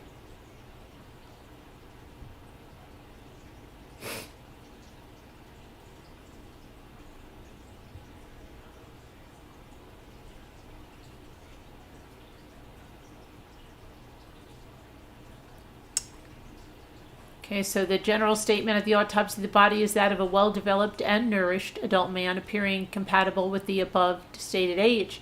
At the time of exam, the body measures 73 inches in length and weighs 243 pounds. Body mass index is 32. The body is ambient temperature. Rigor mortis is developed and breaks easily. The livor mortis is posterior, fixed and confined to the back and rises to the level of the mid-axillary lines. The body is neither decomposed nor embalmed. The scalp hair is dark brown, admixed with gray, has slight bitemporal balding, and measures less than 0.5 centimeters in maximal length. Facial hair consists of a brown and gray beard and mustache. The irides are brown. The pupils have equal diameters. The cornea are slightly clouded. The bulbar and palpebral conjunctivae are slightly pale and unremarkable with no hemorrhage. The sclerae are white. The external nares are free of foreign material or abnormal secretions. The nasal skeleton is palpable, intact. The lips have no injuries. The oral cavity has natural dentation in good state of repair. The oral mucosa has intact frenula and no petechial hemorrhages in the oral vestibule. It is remarkable for injuries as described below. The oral cavity is lined with clear mucus. The external auditory canals are free of foreign material. The neck is symmetrical and has no palpable masses or external injuries.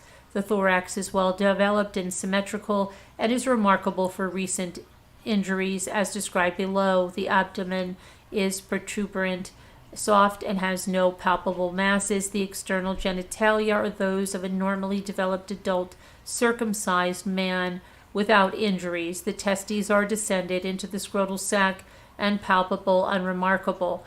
The lower extremities are symmetrical and have no anatomic abnormalities. The toenails are short, clean, and intact bilaterally. The arms, forearms, wrists, and hands have no anatomic abnormalities. The fingernails are short and focally soiled. The back is unremarkable. The anus has no abnormalities. The body has no apparent remote surgical scars. The body has no tattoos. The left side of the torso near the anterior axillary fold has a recent stab wound. It is located 21 centimeters below the vertex of the head and 17 centimeters to the left of the anterior midline. It is vertically oriented and measures 2.1 by 0.6 centimeters. The blunt end is inferior and measures 0.2 centimeters. A darkened, dry red abrasion is associated with the inferior end of the wound and measures 0.6 by 0.5 centimeters. The wound path involves the skin and the subcutaneous adipose tissue. The skeletal muscles of the pectorals, major and minor, then continue into the structures of the axillary fold, perforating the basilic vein. It then continues that the intercostal space between ribs number 3 and number 4 and pierces the upper lobe of the left lung. None of the major arterial or venous structures within the lung are involved. Associated with the above described and measured 750 milliliters of dark red bloody fluid is retrieved from the left pleural cavity. The lateral aspect of the left eyebrow has a vertically oriented incised wound measuring 1.5 by 2.2 centimeters. It has a maximal depth of less than 0.2 centimeters. The inferior aspect of the above described wound is associated with a 0.8 centimeter darkened dry red abrasion. The upper buccal mucosa associated with the right upper lateral incisor has a 0.5 to 0.3 recent abraded contusion. The left side of the chest above the level of the nipple has 2 faint blue-purple contusions. The medial aspect of the left arm has a 6 by 2.5 centimeter zone of multiple and partial confluent red-purple ecchymoses. The ulnar aspect of the left wrist has a 7 by 4 centimeter red-purple contusion associated with some subcutaneous edema. The dorsal aspect of the right forearm has a 2 by 1.5 centimeter blue-purple contusion. The left lateral aspect of the abdomen has a 6.5 by 0.3 vertically oriented right superficial incised wound. Having been described, the injuries will not be repeated.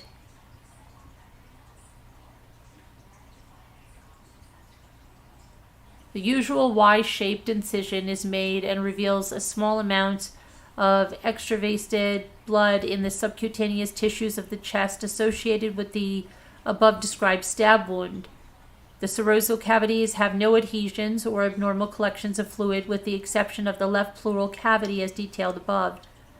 The pneumothorax test is negative for gas on the right and positive for gas on the left. The organs are mildly congested to pale. It is expected anatomic positions and have no decomposition. The aorta has mild arteriosclerosis consisting of complicated plaques involving less than 25% of the intimal surface area of the vessel, the vena cava, and their major tributaries return to the heart in the usual distribution and are unremarkable with no thrombosis. The pulmonary trunk and pulmonary arteries are patent, have no thromboli, and have smooth intimal surfaces. The large vessels are underfilled with dark red liquid blood. The heart weighs 600 grams. Expected heart weight for age and stature is in the range of 280 to 370 grams. The additional weight is due to concentric left ventricular myocardial hypertrophy. The epicardial surface is smooth. The coronary arteries arise normally, have patient orifices, and follow a right dominant distribution. They have no arteriosclerosis or other abnormalities. The myocardial cut surfaces are firm, brown-red, and have no discernible lesions. Parietal and valvular endocardium is smooth, thin, and unremarkable. The valvular rings, leaflets, and cusps are normal. The atrial and ventricular septae are intact. The chambers of the heart are not chronically dilated. The upper and lower airways are patent and lined with clear mucus. The distal bronchial tree consists of a small amount of froth. The mucosal surfaces are yellow, red, smooth, and have no petechiae. The right and left lungs weigh 500 and 300 grams respectively. A moderate amount of anthracite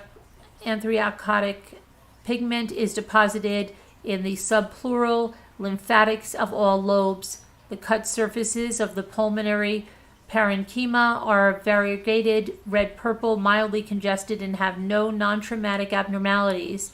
They exude a small amount of liquid and froth. The peripheral pulmonary arteries have smooth intimal surfaces and no thromboemboli.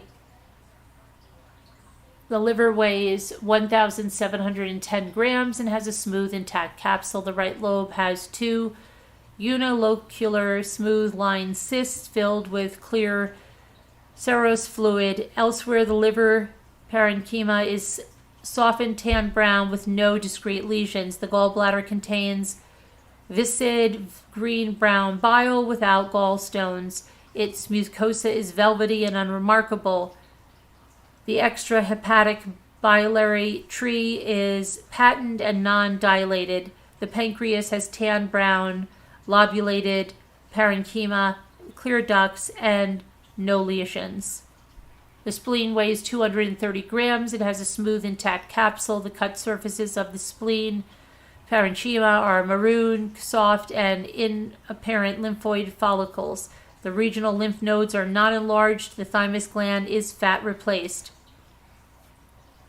The esophagus is lined by smooth gray-white mucosa with no lesions. The gastric mucosa has flattened rugal folds. The stomach lumen contains less than 100 milliliters of tan slurry with a few pieces of vegetable matter. The duodenum has no lesions. The remaining gastrointestinal tract has no major alterations, no external inspection and palpation. Palpation. The vermiform appendix is without note. The right and left kidneys weigh 200 and 230 grams respectively. They have smooth, thin renal capsules that strip with ease. The cortical surfaces are tan brown and finely granular. The cortices are well delineated from the underlying medullary pyramids and have no lesions. The calyces, pelvis, and ureters are not dilated and have unremarkable lining mucosa. There's a small increase of hilar adipose tissue in the kidneys. The urinary bladder contains a measured 100 milliliters of pale urine. Its mucosa is white, tan, smooth, and has no lesions. The urethra is unremarkable. The prostate gland is mildly enlarged, measuring 4.5 by 4.5 centimeters. It has uniform nodular parenchyma with no lesions. The seminal vessels are unremarkable. The pituitary and adrenal glands have no abnormalities. The thyroid gland is amber pink with uniform granular cut surfaces and no lesions. The cervical, spine, laryngeal cartilage, and hyoid bone have no fractures or other abnormalities. The strap muscles of the neck have no hemorrhages. The tongue is normal with no hemorrhages, bite marks, or other lesions. The epiglottic and laryngeal mucosa have no petechia or edema and is lined with clear mucus. The galeal aponeurosis is unremarkable. The vault and base of the skull have no fractures. There is no epidural or subdural hemorrhages. The dura, mater, and falx cerebri are intact. The brain weighs 15-10 grams and has symmetrical cerebral hemispheres. The external surfaces of the brain are not edematous. The arachnoid membrane is thin and delicate with mildly congested arachnoid vessels. The cerebral spinal fluid is clear. The cranial nerves distribute normally and have no nodules. The cerebral arteries distribute normally and have no arteriosclerosis or other abnormalities. The external and cut surfaces of the cerebral hemispheres, brainstem, and cerebellum reveal no structural lesions. The cerebral ventricles have a normal caliber and shape. The clavicle, the sternum, the spine, ribs, and pelvis have no recent fractures. The musculature is normally developed.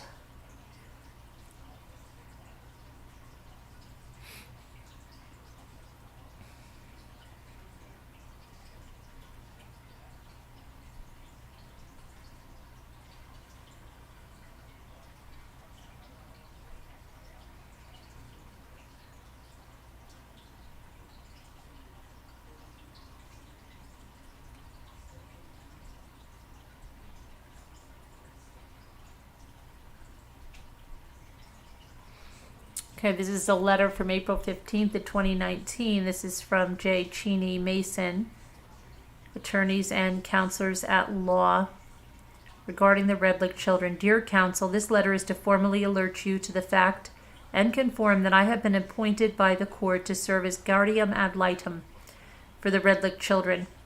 I have had the opportunity to review the various reports regarding the homicide charges pending against Danielle Redlick, the mother of my wards. I am aware that the court has granted a request for the defendant mother to have telephonic or visitation contact with the children without being in violation of the criminal charge prohibitions. Notwithstanding the foregoing, as guardian ad litem, I have made the decision that the number one function with respect to them is their best interest, not the sensitivities of the defendant mother. To that end, I have directed my wards and their guardian to not accept calls or allow any other contact between the children and their mother at this time. If at some time in the future I am presented with compelling psychological evidence that it would be in the best interest of the children to be in contact with their mother, then I would reconsider. However, at this time, based on what I know of the case and my multiple experiences as both a board-certified criminal trial lawyer and nearly 50 years of handling family law matters, I do not believe that it's in the best interest of the children to have contact with their mother. As guardian ad litem for the children, I am also advising that no one is to interview or attempt to interview these children without my specific permission. If any of you have questions regarding this, please contact me.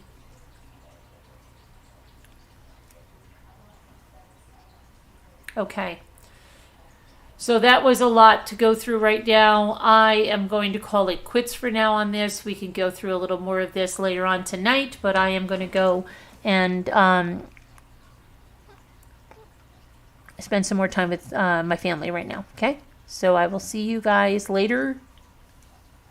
God bless. Stay well.